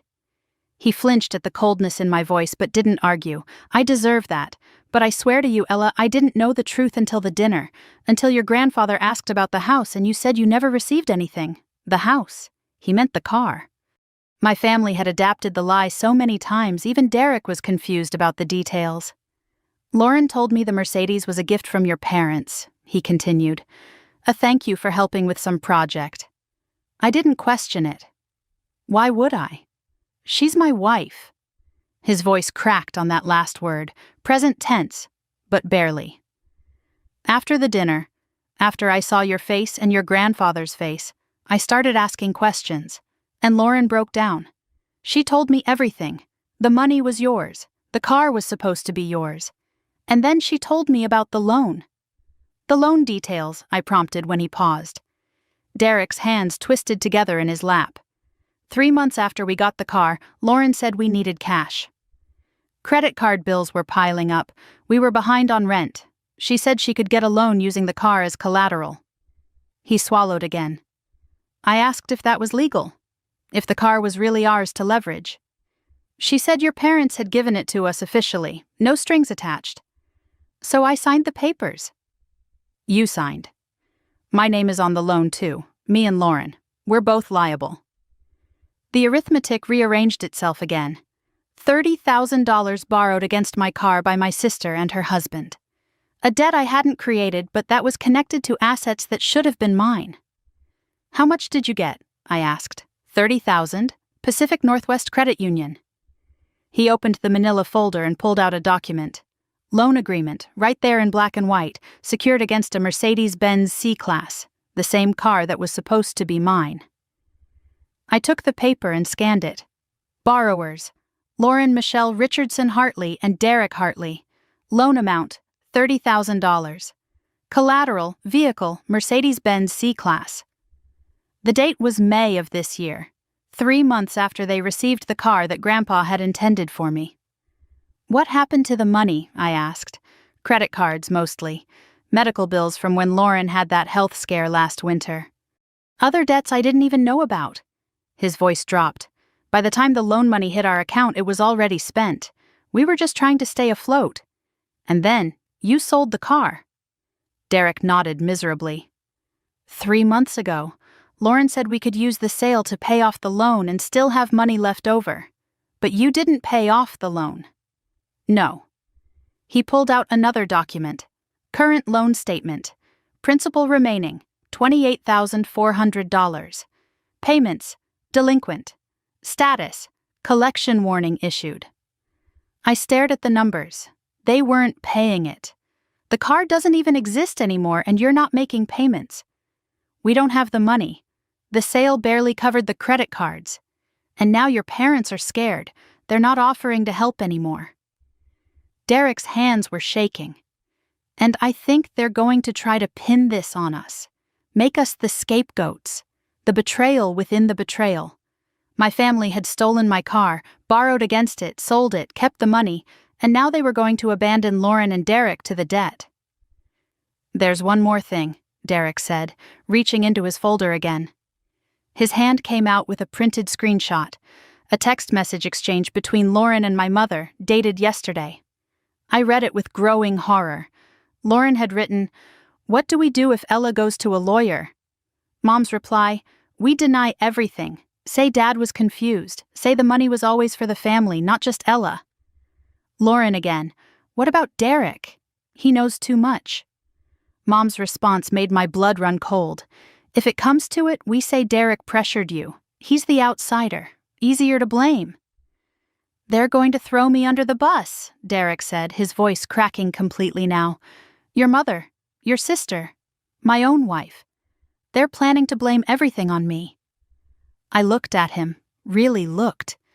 He was crying now, quietly, embarrassed by his own tears. A grown man coming apart on a park bench because the family he had married into was preparing to sacrifice him. He wasn't a villain. He was a fool who had trusted the wrong people. Just like Grandpa. Just like me. You're giving me all of this, I said slowly, knowing it implicates you too. Derek nodded. I'd rather face the truth than be their fall guy. I'd rather lose everything honestly than keep anything through lies. I gathered the documents he had given me. Loan agreement, payment statement, screenshot of the conspiracy to blame him, evidence that strengthened my case exponentially. I'm meeting with my lawyer again, I told him. If you're willing to provide a formal statement, it would help. Not just me. You too. Get ahead of their story. Whatever you need, he said. I'm done protecting them. Lauren is still my wife, but I don't know who she is anymore, and your parents were supposed to be my family too. He stood to leave, then paused. There's something else, Lauren said, when she was confessing everything to me. What? His jaw tightened. She said your mom told her this wasn't the first time they'd redirected your grandfather's gifts. She said there had been others, for years. Your mom called it managing expectations. Managing expectations. A clinical phrase for systematic theft. A polite way to describe a decade of robbing me blind. Derek walked away, leaving me alone on the bench with documents that proved my family's betrayal was even deeper than I had imagined. That evening, I spread everything across my kitchen table. The loan agreement, the payment history, the screenshot of my mother planning to frame Derek. I added them to the growing file of evidence, organizing everything chronologically, creating a paper trail that no lawyer could ignore. The mathematics kept getting worse. $85,000 original gift, $30,000 loan still outstanding, $120,000 in historical theft. The numbers blurred together into one damning conclusion. My family owed me roughly $150,000. Maybe more. I texted Grandpa with an update. Met with Derek. He gave me everything. It's worse than we thought. Much worse. Can we meet with Diane tomorrow? His reply came quickly. I'll call her first thing. We'll make it happen. You're not alone in this, sweetheart. I set down my phone and stared at the evidence covering my table. Then, unexpectedly, my phone buzzed again. Unknown number. The text made me blink. Ella, this is Marcus. From work. Got your number from the company directory.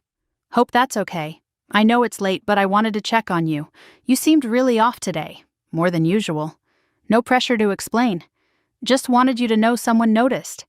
If you ever need to talk, or just need someone to sit with you while you don't talk, I'm here. The kindness caught me off guard. A co-worker I barely knew, reaching out at 10 p.m. because he noticed I was struggling. Not because he wanted something. Not because he was obligated. Just because he cared.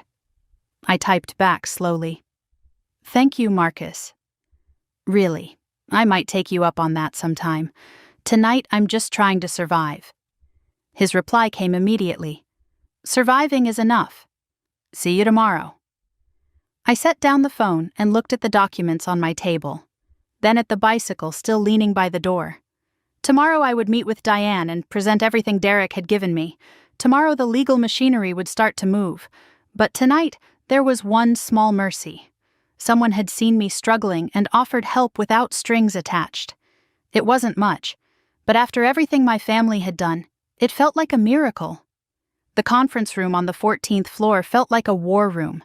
Morning light streamed through tall windows overlooking the Willamette River, illuminating a mahogany table large enough for 12 but holding only 4. I sat beside Grandpa, my folder of evidence organized and ready. Across from us, Attorney Diane Marsh reviewed the documents I had collected over the past week with the focused intensity of someone preparing for battle. And at the far end of the table, looking like he hadn't slept in days, sat Derek. He had arrived separately, parking 3 blocks away and entering through a side door to avoid being seen. His fear of Lauren discovering where he was radiated from him like heat. Every few minutes he glanced at his phone, checking for messages from the wife he was about to betray. Grandpa regarded Derek with a complicated expression I couldn't quite read. Sympathy mixed with suspicion. This was the man who had driven the stolen car, who had signed the fraudulent loan, who had sat at family dinners knowing what was happening. But he was also the man who had chosen truth when he could have stayed silent. Diane closed the folder she had been reviewing and looked at Derek with sharp, assessing eyes. "Let's start from the beginning," she said. "I want the complete picture. Derek, I understand you have information that expands what we already know. This is a safe space. Attorney-client privilege extends to this meeting. Tell us everything." Derek took a shaky breath and opened his own folder of documents. His hands were trembling. "I need you to understand," he began, his voice unsteady. "I didn't know, not at first. When Lauren and I got married 3 years ago, her family seemed normal, loving, close. The kind of family I always wanted but never had." He paused, gathering himself. "I grew up in foster care. No parents, no siblings, nobody who claimed me. When the Richardsons welcomed me in, I was so grateful, so willing to believe the best about them. I didn't ask questions I should have asked." "The Mercedes," Diane prompted gently. "When the car appeared in February, Lauren told me it was a gift from her parents. A thank you for helping Robert with some home improvement project. I thought it was excessive, but they seemed like generous people. Why would I question it?" His voice cracked slightly, but things started not adding up. Lauren was anxious all the time, secretive about our finances. She would get calls from Patricia and suddenly need to handle something, always vague about what. When I asked questions, she deflected, said I was being paranoid. "And the dinner," Diane said. "That's when everything changed." Derek nodded. "When Harold asked about the car and Ella said she never received anything, I saw their faces, Lauren and Patricia. That wasn't confusion. That was fear. The fear of being caught." He pulled out his phone, and something in his expression shifted from nervousness to determination. "After the dinner, I couldn't sleep, so I did something I'm not proud of. I went through Lauren's phone while she was in the shower. The room went very still. I know it was wrong," Derek continued. "Invasion of privacy. But I needed to know the truth. And what I found changed everything." He handed his phone to Diane, who studied the screen with growing intensity. I leaned forward, desperate to see what had prompted this betrayal of his own wife. "Text messages," Derek explained. "Years of them, between Lauren and Patricia, planning everything." Diane scrolled through the messages, her expression hardening with each swipe. She began reading selected excerpts aloud, and with every word, my understanding of my family's betrayal deepened into something far worse than I had imagined. From 8 months ago, when the Mercedes money arrived. Lauren had written, "Dad sending money for Ella, $85,000 for a car." Patricia's response, "That's a lot." Lauren again, "We need that money. Derek's out of work and we're drowning." And Patricia, my own mother, "I know, we'll handle it. Ella's strong, she'll bounce back." There it was, documented proof. They had planned the theft before the money even arrived, but Diane kept scrolling, going further back. The messages weren't just about the car, they stretched back years, and the pattern that emerged made my stomach turn. From 7 years ago, around the time of my wedding, Lauren had written, "How much is Grandpa giving for Ella's wedding?" Patricia's reply, $15,000. Lauren's response, "That's not fair. My wedding cost way more. Can't you redirect some of it?" And 2 days later, Patricia's message, "Done. Ella's getting $3,000. Rest goes to family fund." Lauren's reply, "Perfect. She won't notice. She's doing courthouse anyway." I felt the blood drain from my face. My wedding. My small, intimate courthouse wedding that I had convinced myself was romantic because I couldn't afford anything more. They had stolen $12,000 from me and laughed about it. Diane kept reading. There was more, so much more. From 10 years ago when I graduated college. Lauren, did Grandpa send Ella's graduation gift? Patricia, $20,000. He's so generous with her. Lauren, that's not fair, I didn't get that much. Patricia, you got your tuition paid. Ella took loans. Lauren, so? She chose loans. She could have asked for help. And then, 1 week later, redirected to family expenses. Ella won't know. Lauren's grateful response. Thanks, Mom. You always understand. The room was spinning. I gripped the edge of the table to steady myself as the truth crashed over me in waves. This wasn't just my parents making bad decisions under pressure. This wasn't Mom and Dad choosing to help the daughter who seemed to need it more. This was Lauren, actively requesting the theft, pushing our mother to redirect funds meant for me, orchestrating her own enrichment at my expense for over a decade. She asked for this, I whispered, barely recognizing my own voice. Every time. She asked Mom to steal from me. Diane looked up from the phone, her expression grave. This changes everything, she said. These messages show a clear pattern of conspiracy to defraud. Lauren wasn't just a passive recipient. She was the primary instigator. I looked at Derek, who sat with his head bowed, tears streaming silently down his face. I asked him the question that had been forming since he first sat down. You said you didn't know until the dinner, but Lauren confessed everything to you afterward. Why are you here? Why are you helping me instead of her? Derek lifted his head, meeting my eyes for the first time since we had entered the room. Because I found something else in those messages, something that made me realize I never really knew the woman I married. He took his phone back from Diane and scrolled to a different conversation. This one was from 2 days ago, after the confrontation at my parents' house, after I had left with threats of lawyers ringing in my ears. Lauren had written to Patricia, "What do we do if Ella actually goes through with this?" Patricia's response, "We deny everything. Say Dad's confused. Cognitive decline, maybe. His testimony won't hold up." Lauren, "What about Derek? He's been asking too many questions." And my mother's reply, the words that had driven Derek to betray his own wife. "If it comes to it, we say Derek pressured you into everything. He's the outsider. Easier to blame." "They were going to make me the scapegoat," Derek said, his voice raw with pain. "My own wife, her mother. They were planning to throw me under the bus to save themselves." I looked at him differently then. Not as a co-conspirator who had benefited from my stolen car. Not as Lauren's enabler, but as another victim of my family's manipulation. Another person who had trusted the wrong people and was now paying the price. Diane had been taking notes throughout Derek's confession. Now she set down her pen and addressed him directly. "You understand that providing this testimony puts you in a complicated legal position," she said. "You co-signed the loan. You benefited from the stolen vehicle. You have exposure here." "I know," Derek replied. "I've thought about nothing else for days. But I can't live with this anymore. Lauren is my wife. Maybe I still love her. But I didn't sign up to be part of a decade-long theft operation." His jaw tightened with resolve.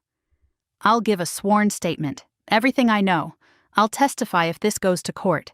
And I'll cooperate with whatever Ella and Harold decide to pursue." Grandpa spoke for the first time since we had sat down. His voice was steady, but I could hear the grief underneath. "What happens to my money if we pursue this legally?" Diane considered the question carefully. "Based on what we have here, we're looking at multiple causes of action. Civil conversion for the Mercedes and the redirected funds. Fraud for the systematic deception. Potentially elder financial abuse, given that they exploited your trust and generosity to steal from your granddaughter." "Elder abuse?" Grandpa straightened in his chair. "Against me?" "They manipulated your relationship with your grandchildren to divert designated gifts," Diane explained. "That's a form of financial exploitation of a senior. Prosecutors take it seriously. Criminal charges are possible for Patricia and Robert. Maybe for Lauren, too." The weight of those words settled over the room. Criminal charges. Prison time. For my mother, my father, my sister. A week ago, I would have done anything to avoid that outcome. Now I wasn't sure what I wanted anymore. The loan situation complicates things, Diane continued. Derek, how far behind are the payments now? 3 months, he admitted. The notice I showed Ella was from last week, but we missed another payment since then. Lauren keeps saying she'll handle it, but she won't. Or can't. A secured loan 3 months delinquent is in serious default territory, Diane said. The lender will pursue aggressive collection. And since the collateral no longer exists, they'll come after the borrowers personally. That's you and Lauren. Derek nodded miserably. I know. But here's the complication, Diane continued. The loan was fraudulently obtained against property that wasn't Lauren's to leverage. That could potentially shift liability back to Patricia and Robert, who facilitated the original theft. I ran the numbers in my head one more time. $85,000 original gift, $30,000 outstanding loan, $120,000 in historical theft. The total exceeded $150,000. More than enough to change someone's life. More than enough to have changed mine. Diane outlined her recommended next steps. First, a comprehensive demand letter itemizing every documented theft, from the Mercedes all the way back to my college fund. Total demand, $150,500 plus interest. 14-day deadline. Consequences clearly stated: civil lawsuit and potential criminal referral for fraud and elder financial abuse. Second, Derek's sworn statement, formally documenting everything he knew with text message evidence attached as exhibits. His testimony on record before the family could pressure him to recant. Third, preservation of all evidence. Documents scanned and backed up. Derek's phone archived in case Lauren tried to delete the message history. Bank records from Grandpa secured and organized. Whatever it costs, Grandpa said when Diane finished. Whatever it takes. They used my money to hurt my granddaughter for 10 years. That ends now. I looked around the room at my unlikely alliance. A grandfather who had finally seen through his daughter's lies. A brother-in-law who had chosen truth over loyalty. An attorney who would fight for justice I had never dared to demand. I never wanted this, I said quietly. I never wanted to fight my own family. Diane met my eyes with understanding. They didn't give you a choice. No. They didn't. They decided I didn't matter. They decided I was expendable. My voice steadied as something inside me hardened into resolve. This isn't revenge. This is refusing to be erased. We spent another hour going over details, signing documents, preparing for the battle ahead. When we finally emerged from the conference room, the morning had turned to early afternoon. Derek slipped out through the side entrance, heading to a hotel where Lauren couldn't find him. Grandpa looked exhausted but determined as we rode the elevator down together. In the lobby, we parted ways with nods rather than hugs. Too much had happened for casual warmth, but there was understanding between us. Solidarity. I stepped outside into the gray Portland afternoon and checked my phone for the first time in hours. 17 missed calls, all from the same number. Mom. I didn't listen to all the voicemails, just skimmed the transcriptions. Ella, where is Derek? He didn't come home last night. Then, Ella, what have you done? What did you tell him? And, Ella, if you're behind this, if you've turned him against us? The final message, left 30 minutes ago, stopped me cold. Ella Richardson, you call me back right now. I know you're with a lawyer. I know what you're planning. And I swear to God, if you destroy this family, you will regret it for the rest of your life. I stared at the threat from my own mother. Not an apology, not an explanation, not even an attempt at reconciliation, just a threat. I screenshotted the voicemail transcription and texted it to Diane. My mother just threatened me. Voicemail attached. Her reply came in seconds. Perfect. Let her keep talking. Every word is a gift to our case. I pocketed my phone and tilted my face toward the gray sky. The rain had started again, soft at first, then steady. I didn't move to find shelter. Let it rain. Let it all come down. I had already survived worse storms, and I was just getting started. The email arrived at 6:47 on Thursday morning, before I had even finished my first cup of coffee. I sat at my kitchen table, still in my robe, staring at the notification on my phone. From Diane Marsh. Subject line: Final draft, Richardson demand letter. Please review. Attachment: 12-page PDF. I opened it with trembling fingers and read every word. The letter was a masterpiece of legal precision. It itemized every theft Diane and I had documented: the Mercedes, the college fund, the wedding money, the smaller diversions across a decade. Total demand: $150,500 plus 6% annual interest. Deadline: 14 days from receipt. Consequences: civil lawsuit, potential criminal referral for fraud and elder financial abuse. Seeing it laid out in formal legal language made everything feel different, more real, more permanent. This wasn't just a family argument anymore. This was a legal action that would create records, generate court filings, become part of the public documentation of who my family really was. I typed my response with steady hands. Approved. Send it. 3 words that would detonate my family. Diane replied within minutes. Sent via certified mail and email. All 3 parties: Patricia, Robert, and Lauren. Receipt confirmation requested. The clock starts now. I set down my phone and stared at the ceiling of my tiny apartment. In 14 days, my family would either pay what they owed or face me in court. There was no middle ground anymore, no possibility of pretending this hadn't happened. I drove to Lake Oswego later that morning to tell Grandpa in person. The news felt too significant for a phone call, but as I turned onto his street, something felt wrong. The porch light was still on from the night before. Grandpa never forgot to turn off lights. 2 days' worth of newspapers sat piled by the front door. The garden looked neglected in a way I had never seen. I knocked, then used my spare key when no one answered. "Grandpa," I called into the quiet house. "It's Ella." I found him in the living room, still wearing yesterday's clothes, sitting in his armchair and staring at nothing. A cup of tea sat cold and untouched on the table beside him. He looked older than he had 2 days ago, smaller somehow. The weight of betrayal had aged him in ways I hadn't anticipated. "Grandpa? Are you okay?" He looked up slowly, taking a moment to focus on my face. "Ella, sweetheart, I didn't hear you come in." His voice was tired, older than I had ever heard it. I sat beside him on the ottoman and took his cold hand in mine. "When did you last eat?" He had to think about it. "Yesterday? Maybe the day before?" "Grandpa, I know." He squeezed my hand weakly. "I keep thinking about what they did, all the years.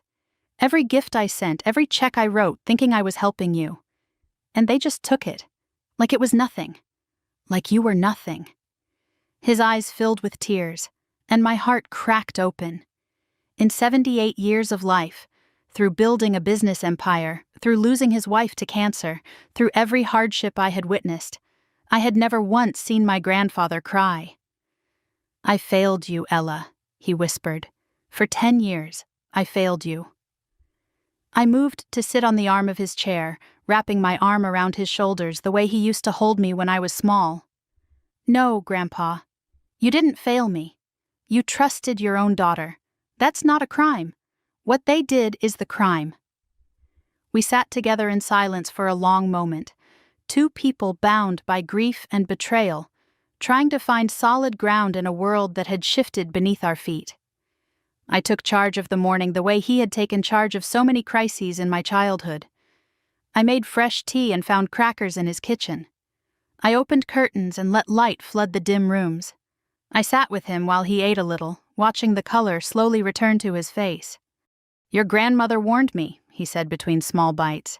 "She always said Patricia coddled Lauren too much. She worried about you, said you were too quiet, too self-sufficient. She told me once, Harold, just because Ella doesn't ask doesn't mean she doesn't need." "I miss her," I said quietly. "So do I. Every day." He set down his teacup and met my eyes. "She would have caught this years ago. She would have asked you directly whether you received what I sent. I should have done the same. You're doing it now. That's what matters." I noticed his breathing was shallow, his color still not quite right. "When was your last doctor's appointment?" He waved off my concern. "I'm fine, just tired." "You're not fine. You're not eating, you're not sleeping. I'll be fine once this is resolved." I made him promise to see his doctor the next day. Non-negotiable. He agreed with a faint smile that reminded me of the grandfather I knew before all this began. "Bossy," he said, "just like your grandmother." I was in his kitchen making soup when my phone started buzzing relentlessly. Text after text, notification after notification. The family had received the demand letter. Mom's messages came in rapid succession, each more hysterical than the last. "What is this? Ella, what have you done? A demand letter? Are you insane? You're going to destroy this family over money? Your father is beside himself. I hope you're happy. Call me right now." Dad sent one text, formal and cold. "Ella, this is extremely disappointing. I expected better from you. We will be consulting our own attorney." From Lauren, nothing. Complete silence. The mastermind was calculating her next move. I didn't respond to any of them. Diane had been clear. Let them react. Don't engage. Everything they say can be used later. I screenshot every message and forwarded them to her. Documentation, evidence, ammunition. Mom's voicemails piled up throughout the afternoon. I didn't listen to them all, just skimmed the transcriptions.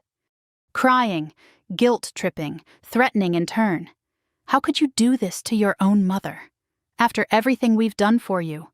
If you think you can take money from this family, you have another thing coming." I showed Grandpa the messages. His jaw tightened as he read through them. Not one apology, he observed. Not one acknowledgement of what they did. Just anger that they got caught. That tells you everything you need to know. He was right. In all those hysterical texts and tearful voicemails, not once did my mother admit she had done anything wrong. Not once did she say the words, "I'm sorry." It was all about her feelings, her reputation, the family she claimed I was destroying, as if I was the one who had spent 10 years stealing. The next morning, I went back to work because I didn't know what else to do. The marketing firm felt surreal after everything that had happened, all these people going about their normal lives while mine was in chaos. I sat at my desk and stared at spreadsheets and tried to pretend I was a person who cared about quarterly metrics. Marcus appeared at my cubicle around 11 with 2 cups of coffee. "You look like you could use this." I accepted the cup gratefully. "Thanks. Long night." He leaned against my cubicle wall, studying me with those observant eyes. "You've had a lot of those lately." "Family stuff," I said vaguely. "It's complicated. Family stuff usually is." He took a sip of his coffee. "I'm not going to pry. But if you ever want to talk about it or even just need a distraction, I know a decent Thai place around the corner." My treat. The offer was so normal, so kind, that I felt tears prick my eyes unexpectedly. Since when did anyone offer to help me without expecting something in return? "That actually sounds nice," I admitted. "Maybe later today? I could use a break." His smile was warm and uncomplicated. 1 o'clock, I'll come get you." Lunch with Marcus was the first normal hour I had experienced in weeks. He didn't push me to talk about my problems. Instead, he told me about hiking trails he had discovered, about his weekend plans, about a terrible movie he had watched that was so bad it became entertaining. I found myself actually laughing for the first time since Grandpa's dinner. Eventually, though, I opened up a little. Just enough. "I'm dealing with some family drama," I told him. "It's turned into a legal situation. I'm kind of in the middle of a war I never wanted to fight." Marcus nodded, his expression sympathetic but not pitying. I figured it was something like that. "You've seemed different lately. Heavier. Like you're carrying something no one else can see. That's exactly what it feels like." He hesitated, then said something that surprised me. "By the way, I looked into that Mercedes dealership thing you mentioned." I went very still. I never mentioned a dealership to him. A friend of mine works at the Pacific Motors location on Burnside, he continued, if you ever need to track down sales records or anything like that. How did you know about a Mercedes? He had the grace to look embarrassed. I overheard you on the phone the other day, in the break room. You were talking to someone about a car, about family, about theft. I didn't mean to eavesdrop, but once I heard, I couldn't unhear. My guard went up immediately. Has he been investigating me? Was he going to gossip? Could I trust him? Marcus read my expression and held up his hands. I'm not trying to get involved. I'm not going to tell anyone. I just have a friend who might be able to help, that's all. If you want the help. If you don't, we never had this conversation. I considered his offer. Independent dealership records would corroborate everything Derek had told me. Documentation that didn't come from my family at all. It could be valuable. Your friend can be discreet? Completely. Off the books. Let me think about it. I'll let you know. We walked back to the office together, and I found myself feeling slightly less alone than I had that morning. An unexpected ally in an unexpected place. That evening, I sat in my apartment surrounded by evidence folders and waited. Lauren still hadn't responded to the demand letter. Mom's hysterics had died down, replaced by ominous silence. Dad hadn't contacted me again after his single cold text. The waiting was almost worse than the fighting. At least when they were attacking, I knew what I was dealing with. This silence felt like the calm before something worse. My phone buzzed around 10 p.m. A text from an unknown number that turned out to be Lauren. The message was long and cold and calculated. Ella, I received your lawyer's letter. Very impressive. But you've made a serious miscalculation. You think you have evidence? You think Derek is on your side? You think Grandpa's word matters? Let me tell you how this is actually going to go. Grandpa is 78 years old. His memory isn't what it used to be. Any lawyer we hire will argue he's confused, maybe even suffering cognitive decline. Derek is a co-conspirator trying to save himself. His testimony is worthless. And you? You're a bitter divorcee who's jealous of her more successful sister. That's the story we'll tell, and people will believe it, because I'm the likable one. I always have been. My blood ran cold as I kept reading. Drop this, now. Walk away. If you don't, I will make sure everyone knows what kind of person you really are. I'll tell the extended family. I'll tell your co-workers. I'll tell anyone who will listen. You'll be the crazy, greedy, ungrateful daughter who tried to destroy her own family. Your choice. I read Lauren's threat 3 times. The mask was fully off now. No tears, no apologies, no pretense of being the fragile little sister who never meant any harm. This was the real Lauren, strategic, ruthless, calculating. I screenshot the entire message and forwarded it to Diane with a note. Lauren's response. She's threatening to discredit Grandpa's mental competence and paint me as unstable. Diane's reply came in 2 minutes.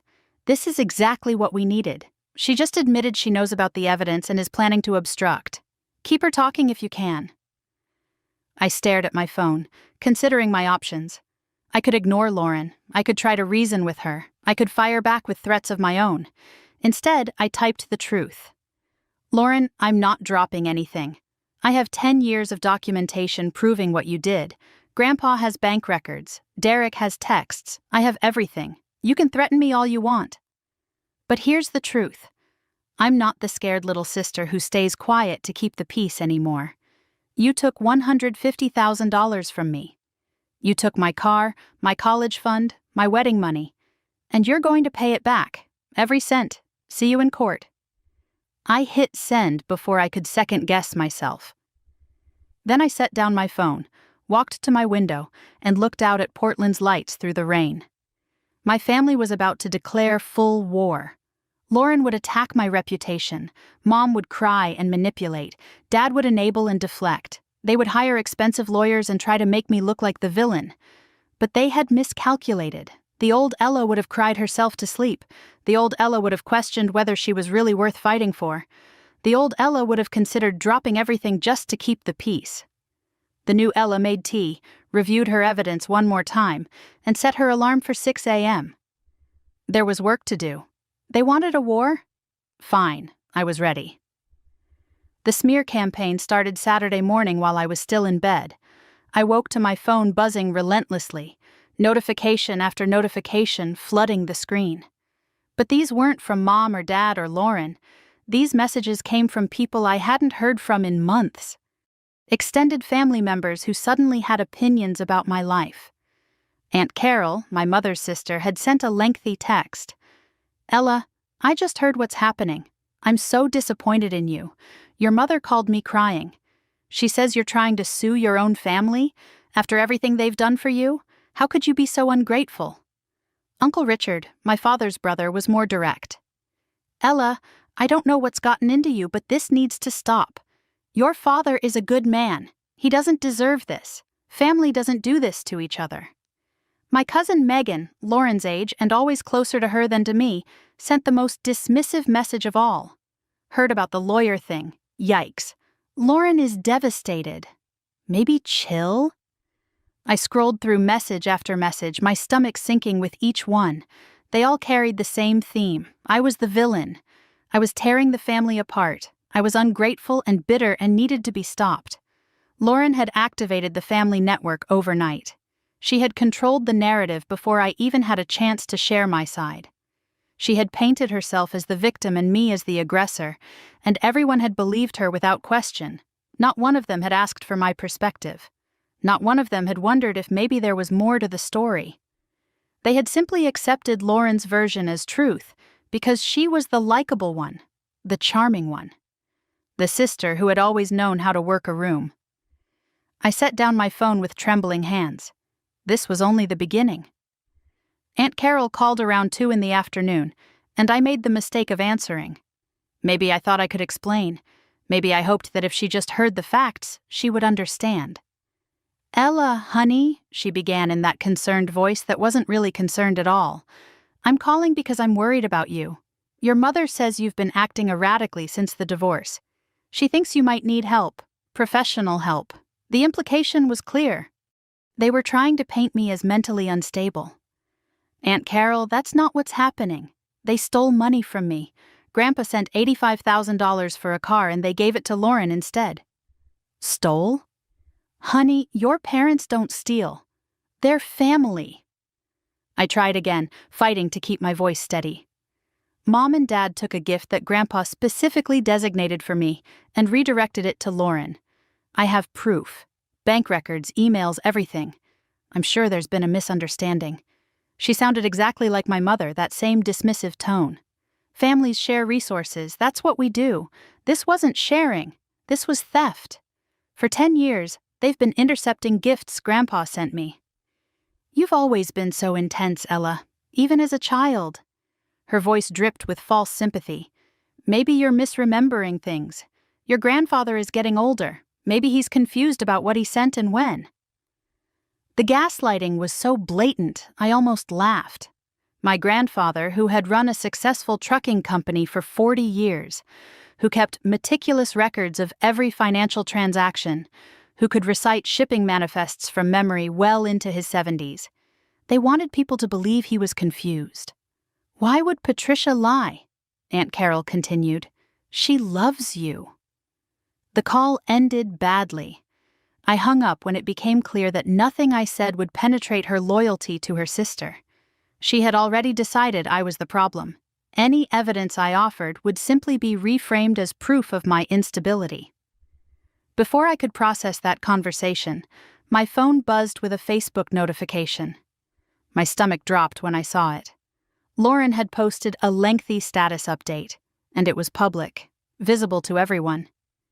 "I don't usually share personal things here," her post began, "but I need support from my community right now. My sister has decided to sue our family over a misunderstanding about money. She's hired lawyers. She's threatening our elderly grandfather. She's tearing us apart." The lies kept flowing. All because she feels entitled to things that were given freely as family support. I'm heartbroken. My parents are devastated. Our grandfather is confused and being manipulated. Please keep us in your thoughts. This is the hardest thing I've ever faced. She ended with the most manipulative line of all. "I love my sister, but I don't recognize who she's become." The comments were already piling up, hundreds of them. "So sorry, Lauren, stay strong. Some people are just toxic. You're better off without her. Family should never do this, sending love. She sounds jealous, you've always been the sweet one." People I had gone to high school with were commenting their support for Lauren. Coworkers might see this post. My reputation was being shredded in real time, and there was nothing I could do to stop it. The worst part was how perfectly Lauren played the victim. The tears, the vulnerability, the "I love my sister despite everything." She was the sympathetic figure. I was the villain. And anyone who didn't know the truth would believe exactly what she wanted them to believe.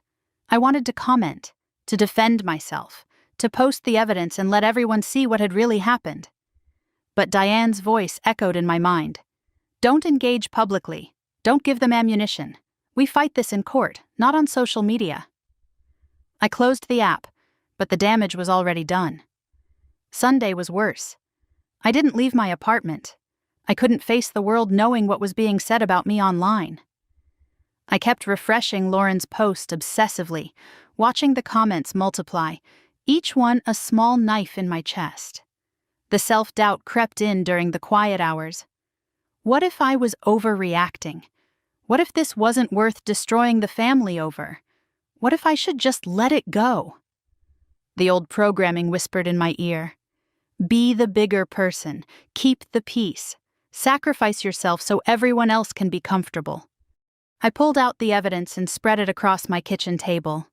The bank transfers, the text messages, the loan documents, $150,000, 10 years of systematic theft.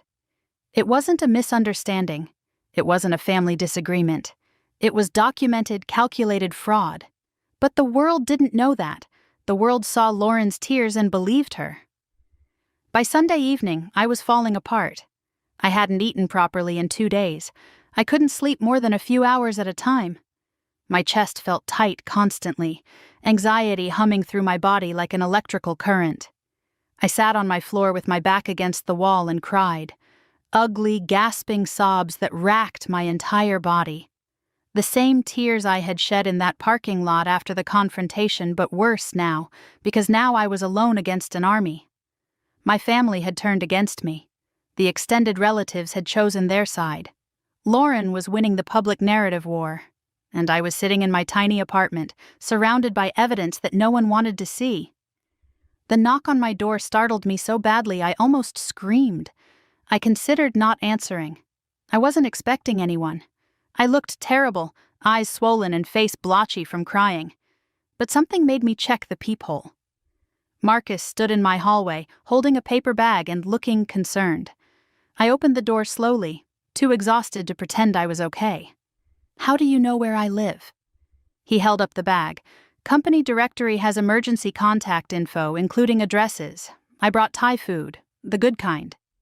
"You didn't answer my texts today, or yesterday." I got worried. I could have sent him away. I could have insisted I was fine, closed the door, gone back to crying alone on my floor. But I was so tired of pretending, so tired of being strong. I stepped aside and let him in. We ate in my small kitchen, surrounded by the evidence folders I hadn't bothered to hide. Marcus didn't push for information. He talked about random things. A hiking trail he had discovered. A terrible movie he had watched. Normal conversation. Oxygen for my suffocating mind. Eventually, I couldn't hold it in anymore. "I'm not okay, Marcus, I know. How do you know?" "Because I've seen that look before. I've worn that look before." He told me briefly about something similar he had gone through years ago. Family betrayal, different details, but the same pain. People he thought he could trust who turned out to be strangers. He had learned the hard way that chosen family mattered more than blood. Something about his quiet understanding unlocked the floodgates. I told him everything. The dinner, the Mercedes, the bicycle, the college fund and the wedding money, Lauren's texts and Derek's testimony. 10 years of theft condensed into 30 minutes of confession. Marcus listened without interrupting. He didn't minimize or gaslight. He didn't tell me to forgive and forget. He just listened. When I finished, he asked a simple question. You have actual documentation? Bank records, texts, everything? Yes. Enough to prove all of it.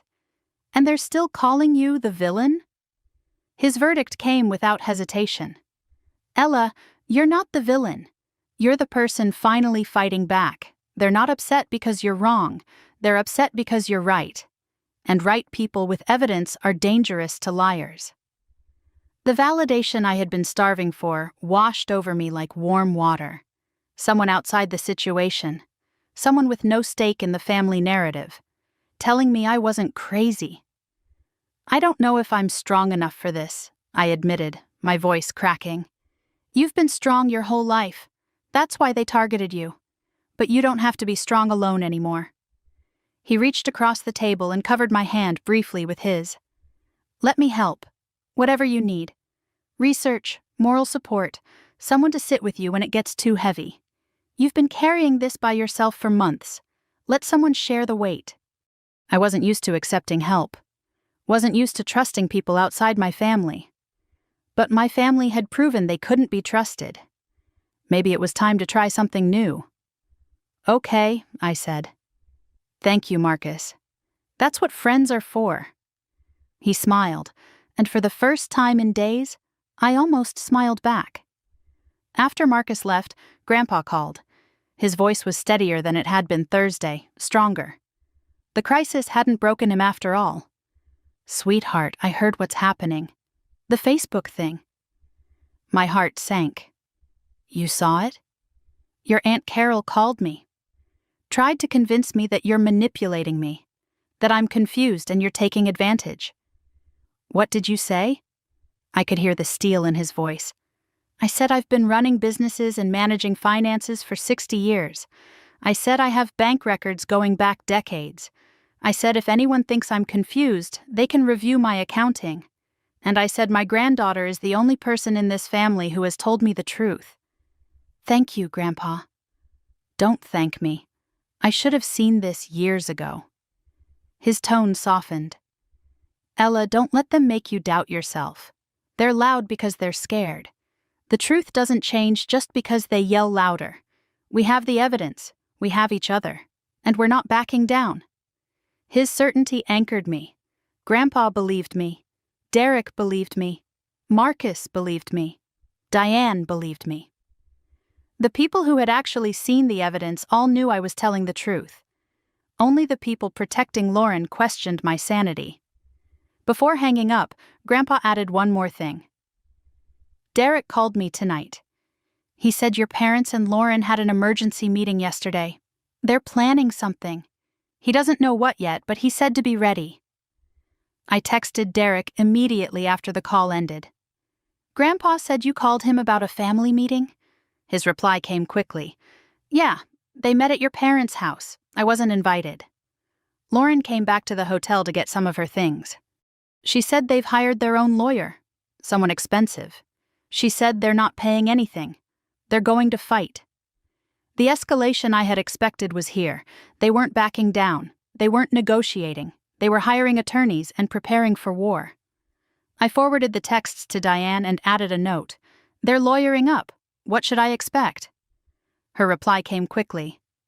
Expected. Don't worry. We anticipated this. Their lawyer will send a response to our demand letter, probably within the next day or two.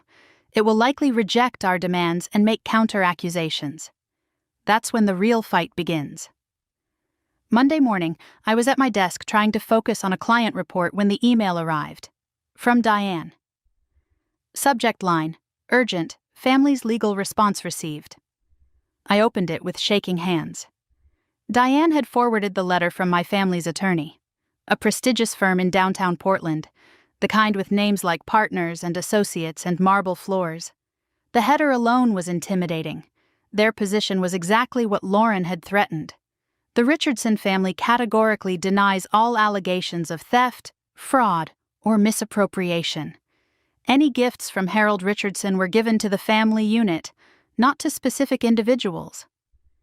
Ella Richardson is pursuing a frivolous claim motivated by jealousy and post-divorce instability. The attacks got worse. Harold Richardson's mental competency regarding financial matters is questionable and may require professional evaluation. Derek Hartley's testimony is tainted by his own legal exposure and cannot be considered reliable. And the final threat. If this matter proceeds to litigation, we will pursue counterclaims for defamation and intentional infliction of emotional distress. Diane's note at the bottom was reassuring. They're playing hardball, threatening to discredit Grandpa's competency and sue you for defamation. This is standard intimidation. Don't panic. We have more evidence than they realize. Let's meet tomorrow to prepare our next move.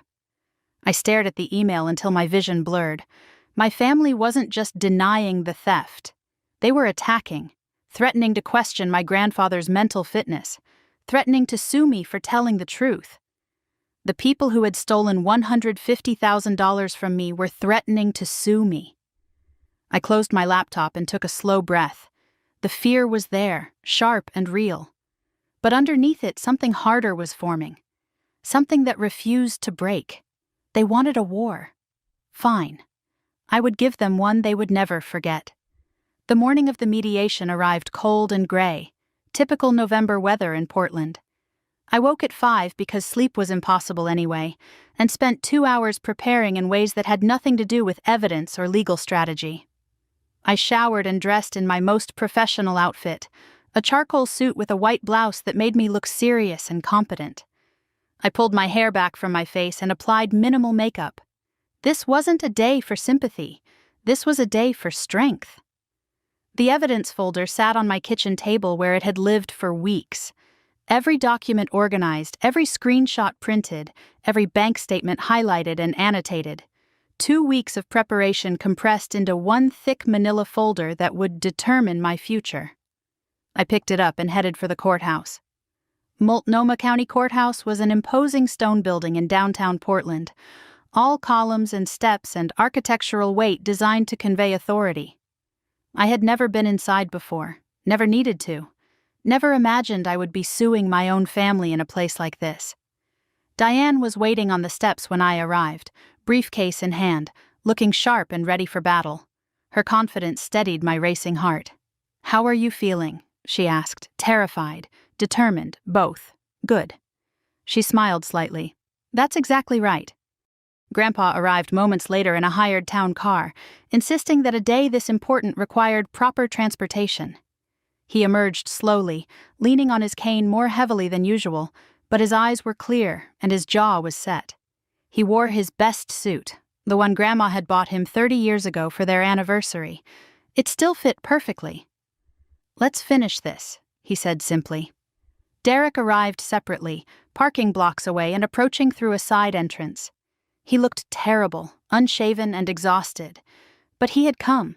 He had chosen truth over his marriage, honesty over comfort. Whatever else happened today, that meant something. We entered the courthouse together, passed through security, and climbed the stairs to Mediation Room 3B on the second floor. And that's when I saw them. Mom, Dad, and Lauren were entering through a side door with their attorney, a silver-haired man in an expensive suit who radiated the particular confidence of someone who charged $500 an hour. Lauren looked up, and our eyes met across the lobby. No tears this time, no pleading or pretense, just cold calculation meeting cold determination. Two sisters who had become enemies, preparing to fight over the wreckage of a family that had never been what it seemed. The mediation room was large and institutional, with a mahogany conference table long enough for 12 people and windows overlooking the courthouse square. Water pitchers sat precisely arranged on the table, crystal glasses catching the gray morning light. The mediator's chair waited empty at the head of the table. We took our positions like soldiers claiming territory. My side, Diane, me, Grandpa. Derek sat slightly apart, a witness rather than a party. Their side, the expensive attorney, Mom clutching tissues, Dad staring at the table, Lauren sitting perfectly still with her hands folded. Nobody spoke. The tension was thick enough to choke on. The mediator entered precisely on time. Judge Patricia Okonkwo, retired, appointed by the court to oversee this disaster. She was an African-American woman in her 60s with silver locks and reading glasses, radiating the quiet authority of someone who had spent decades sorting through human conflict. "Good morning, everyone," she said, settling into her chair. "Let's begin." Diane presented our case first. She was methodical and devastating, walking through every piece of evidence I had gathered over the past weeks. "Your Honor, my client Ella Richardson is seeking recovery of $150,500 in documented gifts that were systematically diverted from her over a period of 10 years. These weren't family misunderstandings. These were calculated, premeditated thefts." She laid out the exhibits one by one. The Mercedes, Grandpa's email requesting the car purchase, the bank transfer of $85,000, the DMV registration showing the vehicle in Lauren's name, the bill of sale proving they had sold it, the loan documents showing they had borrowed $30,000 against it before the sale. The college fund, a check for $20,000 that I never saw a penny of while I worked 2 jobs and accumulated $40,000 in student loans. The wedding money, $15,000 sent, $3,000 received, while Lauren threw a lavish celebration at a country club. And the pattern of communication, years of text messages between Lauren and Mom, planning the diversions, celebrating their success, discussing how to keep me ignorant. The room shifted as Diane spoke. Judge Okonkwo's expression grew increasingly grave. The family's attorney was scribbling furiously, his confidence visibly wavering. Mom had started crying silently, dabbing at her eyes with tissue after tissue. Dad's face had gone gray. Diane concluded with words that echoed through the room. "Your Honor, we have bank records. We have communications. We have a sworn witness willing to testify. This isn't speculation. This is documented financial fraud against my client. We are requesting full restitution of $150,500 plus interest." Judge Okonkwo turned to the family's side of the table. "Mr. Webb, your client's response?" The attorney cleared his throat, preparing to deliver the counterattack they had planned. But before he could speak, something unexpected happened. Dad's chair scraped back against the floor as he stood abruptly. "I need to say something." His attorney grabbed his arm. "Robert, I advise against speaking without consultation." Dad shook him off. "I don't care what you advise. I'm done." Mom's voice rose in panic. "Robert, sit down." "Patricia, no. Not this time." Dad met her eyes across the table, and something passed between them, decades of marriage compressed into a single look. Something has broken inside him. "I'm done lying." He turned to face the room, and when he spoke, his voice was tired and defeated and finally, devastatingly honest. "Everything Ella's lawyer said is true." The words fell like bombs. Mom sobbed louder. Lauren's composure shattered. The family's attorney dropped his pen. "The money for the Mercedes was meant for Ella," Dad continued. "We gave it to Lauren. The college fund was meant for Ella. Patricia redirected it. The wedding money was meant for Ella. I cashed the check myself and kept most of it." He took a shaky breath. "We told ourselves it was for the family, that we were just helping the daughter who needed it more. But we were lying. We were lying to my father. We were lying to Ella.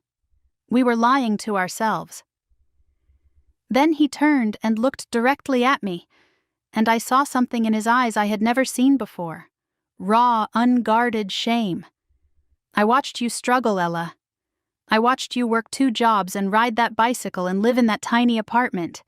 And I knew we had taken your money. I told myself you were strong, that you'd be fine without it. But that was just an excuse, a coward's excuse for robbing my own daughter." His voice cracked. "I'm sorry, Ella. I'm so sorry." Lauren erupted from her seat. "Dad, stop! What are you doing? You're destroying us." "I'm telling the truth, Lauren. Something this family should have done years ago. You're ruining everything." Dad's voice hardened. "No, we ruined everything. when we decided Ella didn't matter. Mom was sobbing openly now, clutching the table edge like she might collapse. "Robert, please, we can still fix this. We can still make it right." "There's nothing to fix, Patricia. There's only what we owe." Judge Okonkwo held up her hand for silence. The room stilled instantly. She looked at the family's attorney with an expression that left no room for argument. "Mr. Webb, given your client's statement, do you wish to continue contesting these claims?" The attorney conferred quickly with Mom and Lauren. I could hear the frantic whispers, the panic in their voices. Lauren was hissing at her mother to do something, anything. Mom just kept crying and shaking her head. Finally, Webb stood, looking like a man whose entire strategy had just collapsed. "Your Honor, in light of these new developments, my clients request a brief recess to discuss revised positions." "Denied." Judge Okonkwo's voice was firm. "We're settling this today." The family's defense was in ruins. Dad had physically separated himself from their side, moving to an empty chair in the corner of the room. He was no longer part of their team. The united front they had presented for weeks had shattered publicly and irreparably. Lauren made one last, desperate attempt. "This is insane, Ella. We're sisters. How can you do this to your own family?" "I'm not doing anything," I replied, surprised by the steadiness of my own voice. "I'm just stopping what you've been doing for 10 years. I was desperate. You don't understand what it's like to be me. I understand perfectly. You decided I didn't deserve what was mine. You decided that every time. And Mom and Dad helped you." Mom reached toward me with trembling hands. "Sweetheart, please, we love you." I looked at her. This woman who had raised me, who had kissed my scraped knees and made my birthday cakes and told me she was proud of me. This woman who had also stolen from me for a decade, who had watched me struggle and done nothing, who had lied to my grandfather and used his love as a personal ATM. "You have a strange way of showing it," I said. Judge Okonkwo brought us back to the matter at hand. "Given the evidence and Mr. Richardson's statement, I strongly recommend your clients accept a settlement. Otherwise, this will proceed to trial. And based on what I've seen today, the outcome will not be in your favor." Diane presented the terms. Full restitution, $150,500. Interest at 6% over the theft period. Additional $27,090. Total, $177,590. Payment plan acceptable. Monthly installments over 3 years. If terms violated, immediate civil judgment, plus referral for criminal fraud charges. The family's attorney conferred with Mom and Lauren in heated whispers. "We don't have that kind of money," Lauren protested. "We'll have to sell the house." Webb's response was quiet but firm. "You don't have a choice." Derek spoke for the first time since entering the room. "The $30,000 loan, that's mine and Lauren's responsibility. I'll pay my half. Separately. I'm not asking Ella to cover my mistakes." The negotiations continued for another hour, hammering out details and responsibilities. In the end, the agreement looked like this. Patricia and Robert would pay $117,590, covering the Mercedes' original gift and historical theft. Lauren would pay $30,000, plus her portion of interest for the loan she had initiated. Derek would pay $15,000 for his half of the loan. Papers were pushed across the table. Mom signed with trembling hands, mascara streaking her cheeks. Lauren signed without looking up. Dad signed with something that looked almost like relief. It was done. $177,590, acknowledged owed to me. Legal, documented, enforceable. 10 years of theft finally accounted for. The room emptied slowly afterward. Judge Okonkwo thanked everyone and departed. The family's attorney fled quickly, eager to escape the disaster. Derek slipped out through a side door, heading back to the hotel where he had been hiding from Lauren for weeks. Mom, Dad, and Lauren huddled in the corner, their alliance fractured beyond repair. Grandpa found me by the windows. His eyes were wet but clear. "You did it, sweetheart. You stood up for yourself." "We did it, Grandpa," No, this was you. I just provided the evidence. He took my hands in his weathered ones. You finally claimed what was yours. Diane gathered her files with professional satisfaction. Textbook case, Ella. They had no defense once the father confessed. I'll have the formal agreement drafted by end of week. I nodded, waiting to feel triumphant, waiting to feel victorious. Instead, I felt empty, not happy, not sad, just done. As I turned to leave, Mom stepped into my path. Her face was ravaged by tears, makeup destroyed, the careful composure she had maintained for decades completely shattered. Ella, please. I waited. I know you hate us.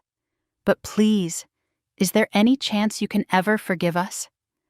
I looked at my mother, the woman who had raised me, fed me, tucked me in at night, who had also stolen $150,000 from me, who had watched me suffer and chose her other daughter every single time. I don't hate you, Mom. Her face lifted with desperate hope. But I don't trust you, and I don't know if I ever will again. Forgiveness isn't something I can promise right now. Maybe someday, maybe never, but today I need you to leave me alone. I walked past her, down the courthouse hallway, Grandpa beside me. The weight on my shoulders was lighter, but the grief remained. I had won. I had gotten justice. But it didn't feel like victory. It felt like a funeral for the family I thought I had. Outside, the sun had broken through Portland's gray clouds. I stood on the courthouse steps, breathing fresh air, trying to feel something other than exhausted numbness. My phone buzzed. Marcus. How did it go? I typed back. We won. They're paying everything. His reply came immediately. That's amazing. How do you feel? I stared at the question for a long moment, searching for the right words. Finally, I typed the only honest answer. I don't know yet. I'll let you know when I figure it out. I pocketed the phone, took Grandpa's arm, and walked into the sunlight, leaving the courthouse and the family I once knew behind me. The notification arrived on a Saturday morning while I was making coffee. 2 weeks had passed since the mediation, 2 weeks of strange quiet after months of chaos. I was standing in my tiny kitchen, still in my robe, when my phone buzzed with an alert from my bank. Deposit received. Amount $4,932.78. Sender, Richardson Family Trust. Memo. Settlement payment, 1 of 36. I stared at the screen until the numbers blurred. The first installment of $177,590. They were actually paying. After everything, after the lies and the threats and the smear campaign, they were honoring the agreement. It was real. It was happening. I had expected to feel triumphant when this moment came, vindicated, victorious. Instead, I felt something more complicated. Relief, certainly, validation that the fight had been worth it. But also grief I hadn't anticipated. Every payment would be a reminder of what my family had done. Every deposit a monument to betrayal. I set down my coffee and sat at my kitchen table, the same table that had been covered with evidence folders for weeks. The folders were filed away now, stored in a closet where I didn't have to look at them every day. The surface was clean and empty, waiting for a new chapter. My phone buzzed again. A text from Grandpa. Did you receive it? I typed back slowly. Yes. It's real. His reply came immediately. It was always real. They just finally admitted it. I drove to Lake Oswego later that morning to see him in person. The settlement felt too significant for a phone conversation. The road was familiar now, every turn carrying memories both old and new. The coffee shop where Grandpa used to buy me hot chocolate. The park where he taught me to ride a bike. The neighborhood where his house sat waiting, unchanged through all the chaos. But when I pulled into his driveway, something felt different. The porch light was off. The newspapers were collected. The garden looked tended. Grandpa emerged onto the porch before I even parked, and he looked better than he had in weeks. Color in his cheeks, steadiness in his step, something had shifted. He pulled me into a hug the moment I reached him. How does it feel, sweetheart? Complicated. He released me and studied my face with knowing eyes. It should feel complicated. This was never just about money. Inside, we sat in his living room with fresh tea, and I told him about the deposit notification, about seeing that number in my account and feeling everything and nothing at the same time. About the strange emptiness that had settled over me since the mediation.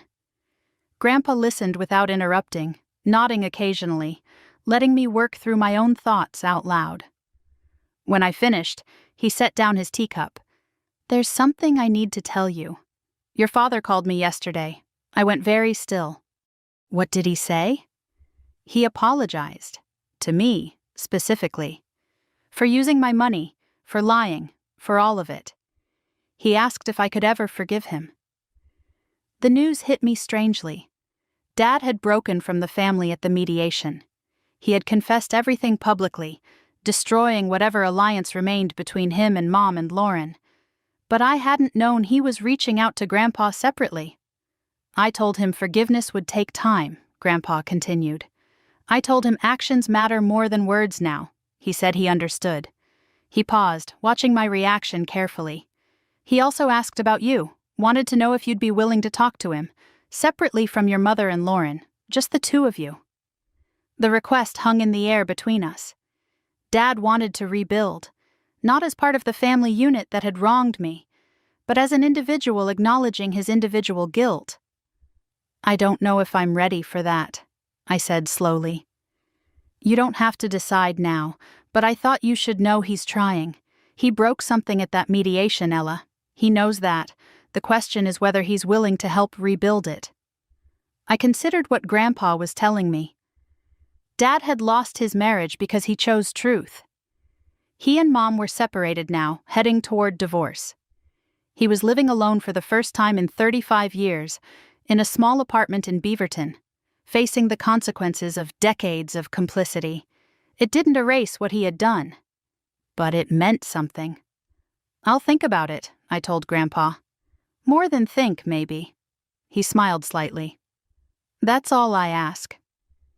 After we finished our tea, I asked about the one person who hadn't contacted me since the mediation. Lauren. Complete silence for 2 weeks. No texts, no calls, no social media attacks. The smear campaign had stopped as suddenly as it began. Grandpa told me what he knew, which wasn't much. Derek had filed for divorce and moved out of state to stay with family. Lauren had moved back in with Mom temporarily while Dad was in his apartment. According to what Derek had heard through mutual friends, she was not doing well. But the details were vague, and I found I didn't want to know more. The strange thing was, I didn't miss her. I had expected to grieve the relationship, to mourn the sister I thought I had. Instead, I felt mostly nothing. As if Lauren had become a stranger long before I realized it, as if the fragile little sister had always been a performance I was the last to see through. I was getting ready to leave when my phone buzzed with a text from an unknown number. The preview made my breath catch. "Ella, it's Lauren. Please don't delete this. I need to tell you something." I opened the message with a mix of dread and curiosity. "I'm not asking for forgiveness. I know I don't deserve it. I'm not making excuses. There aren't any. I just need you to know that I understand now. What I did wasn't just about money. It was about seeing you as less than me, thinking I deserved more because I needed more. That was wrong, not just morally wrong, fundamentally wrong." The message continued. "You were never less. You were always more. More capable, more resilient, more real. And I punished you for it. I'm in therapy now, trying to understand why I became this person. I don't expect you to care. I don't expect anything. I just needed to say it, even if you never respond. I'm sorry, Ella, for all of it." I read the message 3 times, searching for manipulation, looking for the angle. But it didn't sound like Lauren's usual performances. It sounded like honesty, raw and uncomfortable and possibly genuine. I didn't respond, not yet, maybe not ever. But I didn't delete it either. I saved it as evidence of something I hadn't expected. The possibility that Lauren might actually be capable of change, Later that afternoon, I met Marcus at our usual coffee shop. It had become a routine over the past weeks, these conversations that had nothing to do with marketing metrics or office politics, a space where I could process everything out loud with someone who listened without judgment. I told him about the first payment, about Grandpa's call with Dad, about Lauren's unexpected message. He listened the way he always did, present and patient, asking questions only when they would help me think more clearly. When I finished, he set down his coffee and studied me. "That's a lot for one day. It's been a lot for 1 year. How are you actually feeling? Not how you think you should feel. How you actually feel." I considered the question seriously, digging beneath the surface of my own emotions. Lighter, I admitted, but also sad. Is that weird? Not weird at all. You won. But winning meant losing your family, or at least the family you thought you had. It makes sense to grieve that, even while celebrating the justice. The insight clicked into place. I had been waiting to feel purely happy, waiting for the victory to be uncomplicated. But grief and relief could coexist. I could be glad I fought and sad about what I lost at the same time. "You know what I've noticed about you?" Marcus said. "What?" "You're different now, stronger, but also softer somehow." "Softer?" "Less guarded, more willing to let people in. The walls came down when you started fighting for yourself." He reached across the table and covered my hand with his briefly. "I'm proud of you, Ella. Whatever you decide about your family, forgiveness or boundaries or something in between, you've already done the hardest part." Something warm bloomed in my chest at his words. Not the desperate gratitude I had felt months ago when anyone showed me kindness. Something calmer, more certain, the recognition that I had found someone worthy of trust. That evening, Grandpa asked me to come by for dinner. He said he had something to give me, something that couldn't wait. His voice on the phone had carried a weight that made me curious and slightly nervous. The house felt different when I arrived, warmer than it had been during the crisis.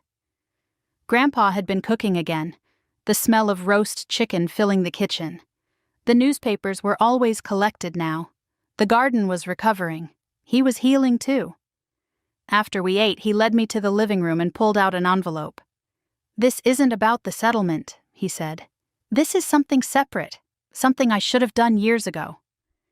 He opened the envelope and removed something small and glittering. A gold necklace with a delicate sapphire pendant. Grandma's birthstone. I recognized it immediately from photographs. She had worn it in almost every picture I had ever seen of her. "When your grandmother died," Grandpa explained, "she left instructions about her jewelry. Most went to your mother. But this was specifically for you. She wanted you to have it when you turned 30. My 30th birthday had been 3 years ago. I had received a card from my parents and nothing else.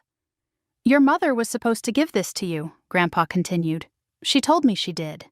But after everything that happened, I asked her directly. She admitted she gave it to Lauren instead, said Lauren appreciated jewelry more. Another theft, another redirection, but also a recovery, a restoration, something of Grandma's finally in my hands." I held the necklace carefully, the sapphire catching the lamplight. It was beautiful, delicate and precious and meant for me. "Your grandmother loved you, Ella. She saw you." Grandpa's voice was thick with emotion. "She told me once that girl is going to fight for herself someday." She was right. I clasped the necklace around my neck, feeling the cool weight of the pendant against my skin. A piece of the woman who had believed in me before anyone else. A connection that had been stolen and was now returned. I drove home as the sun set, touching the sapphire at my throat every few minutes to remind myself it was real. My tiny apartment waited for me, 400 square feet that had been my survival shelter for almost a year. But as I walked through the door, I saw it with new eyes. This place had served its purpose.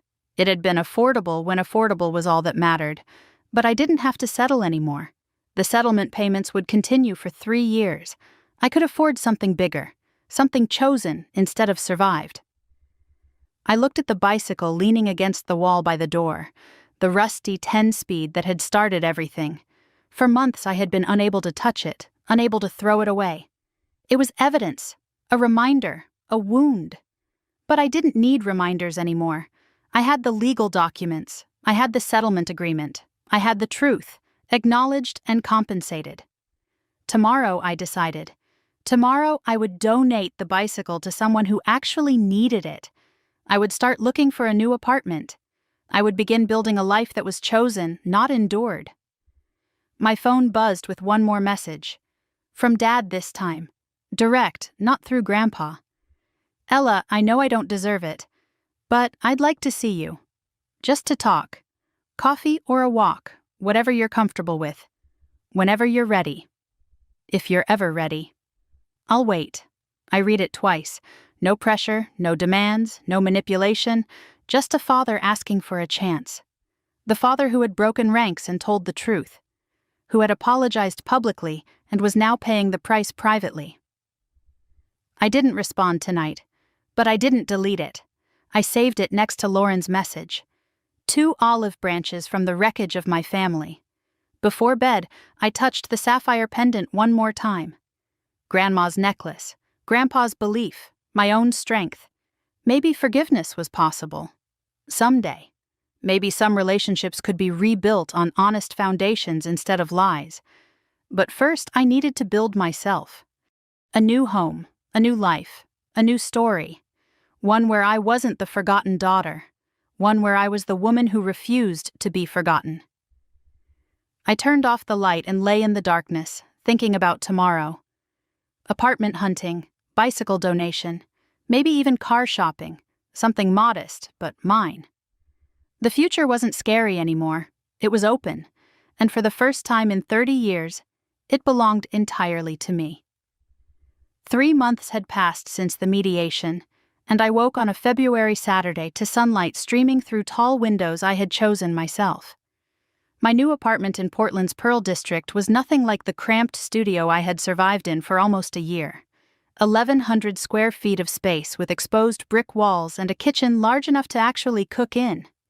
2 bedrooms, one of which I had converted into a home office. Art on the walls, prints I had loved for years, but never been able to frame properly.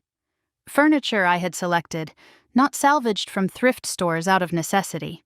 The evidence folders were gone from my kitchen table, filed away in a closet no longer needed for daily reference. The surface held only a coffee maker and a small vase of flowers I had bought myself the week before. Just because I could. Just because I deserved something beautiful. I made coffee and stood at my window, looking out over the city as it woke beneath a pale winter sky. February in Portland meant the world was still gray, but there were hints of spring coming. Crocuses pushing through the soil in the park across the street. Days getting incrementally longer, the heaviness of winter beginning to lift. The bicycle was gone. I had donated it to a homeless shelter 2 months ago, watching them wheel it away with a sense of relief I hadn't expected. That chapter was closed. The rusty 10-speed that had carried me through months of struggle, the decoy gift that had hidden a theft of $85,000, was now serving someone who actually needed it. I touched the sapphire pendant at my throat, as I did every morning now. Grandma's necklace, finally where it belonged. A connection to love that had never been stolen, just delayed. My phone buzzed with a calendar reminder. 11 a.m., car pickup. I smiled at the notification and went to get dressed. The dealership was not Mercedes. I had considered it briefly, then decided against. Too many associations, too much baggage. Instead, I had chosen Honda. Practical, reliable. A car I had researched and selected entirely on my own terms. The salesman, young and eager and probably working on commission, tried to upsell me to a luxury package with leather seats and a premium sound system. I declined with a smile that felt foreign on my face. I know exactly what I need, I told him, and I meant it. The Honda Accord was deep blue, current year model, 4 doors with excellent safety ratings. Not flashy, not a statement piece, just a solid, dependable vehicle that would take me where I needed to go. I signed my name on the title and felt something shift in my chest. Ella Richardson. No intermediaries, no family trust, No one else's name, just mine. The keys were cold metal warming in my palm as I walked to the car. I remembered the dinner that had started everything, the bicycle, Grandpa's confusion, the revelation that had shattered my world. Now I was driving off a lot in a car I had chosen, bought with money I had fought for, going wherever I wanted. Tears pricked my eyes as I adjusted the mirrors. Not from sadness, from the overwhelming rightness of it all. I drove to Lake Oswego with the windows cracked despite the February chill, letting cold air fill my lungs. Grandpa wanted to see the car. He wanted to celebrate this moment, and I wanted him to be my first passenger. He was waiting on the porch when I pulled into his driveway, leaning on his cane but grinning like a child on Christmas morning. He walked around the car slowly, inspecting every detail, running his weathered hand along the hood. "Blue," he said. "Your grandmother's favorite color." "I know." He settled into the passenger seat with a contented sigh, and we drove around Lake Oswego together, windows still cracked, February sunlight pale but warming. He pointed out landmarks from his life. The park where he had proposed to Grandma 60 years ago. The hospital where my father had been born. The coffee shop where they used to meet for lunch every Wednesday until she got too sick. "How does it feel?" he asked as I navigated familiar streets. "Like freedom. Like I'm finally moving forward instead of just surviving. That's exactly what it should feel like." He patted my arm with a hand that shook slightly but held warmth and certainty. "I'm proud of you, sweetheart. So proud." We talked about the settlement over lunch at his kitchen table. 5 payments had arrived so far, all on time, totaling almost $25,000. At this rate, full restitution would be complete in under 3 years. "They were keeping their word," I said. Grandpa nodded slowly. "It's the minimum they can do. But yes, it's something." He told me about Dad's visits. They had been seeing each other weekly since the mediation, sitting on the porch and talking about everything and nothing. Mostly Dad apologized. Sometimes they just drank coffee and watched birds.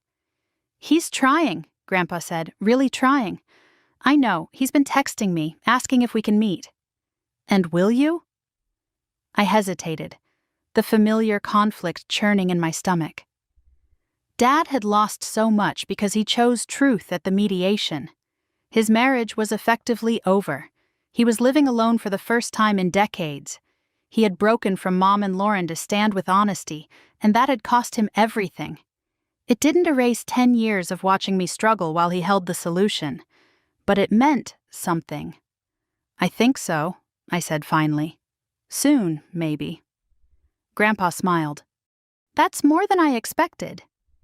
As I was leaving, he mentioned something that made me pause. "Your father isn't the only one who wants to see you. Marcus called me yesterday. Asked how you were doing." "Marcus called you?" He winked. "He seems like a good man." "Don't let him wait too long."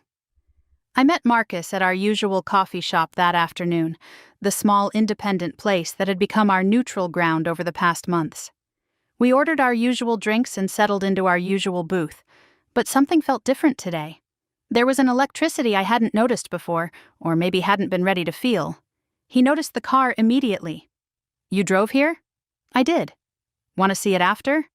"Absolutely. That's a big deal, Ella. It is. It really is." We talked about ordinary things for a while. Work updates, weekend plans, a hiking trail he wanted to explore when the weather warmed. Normal conversation, normal life. The gift of ordinary.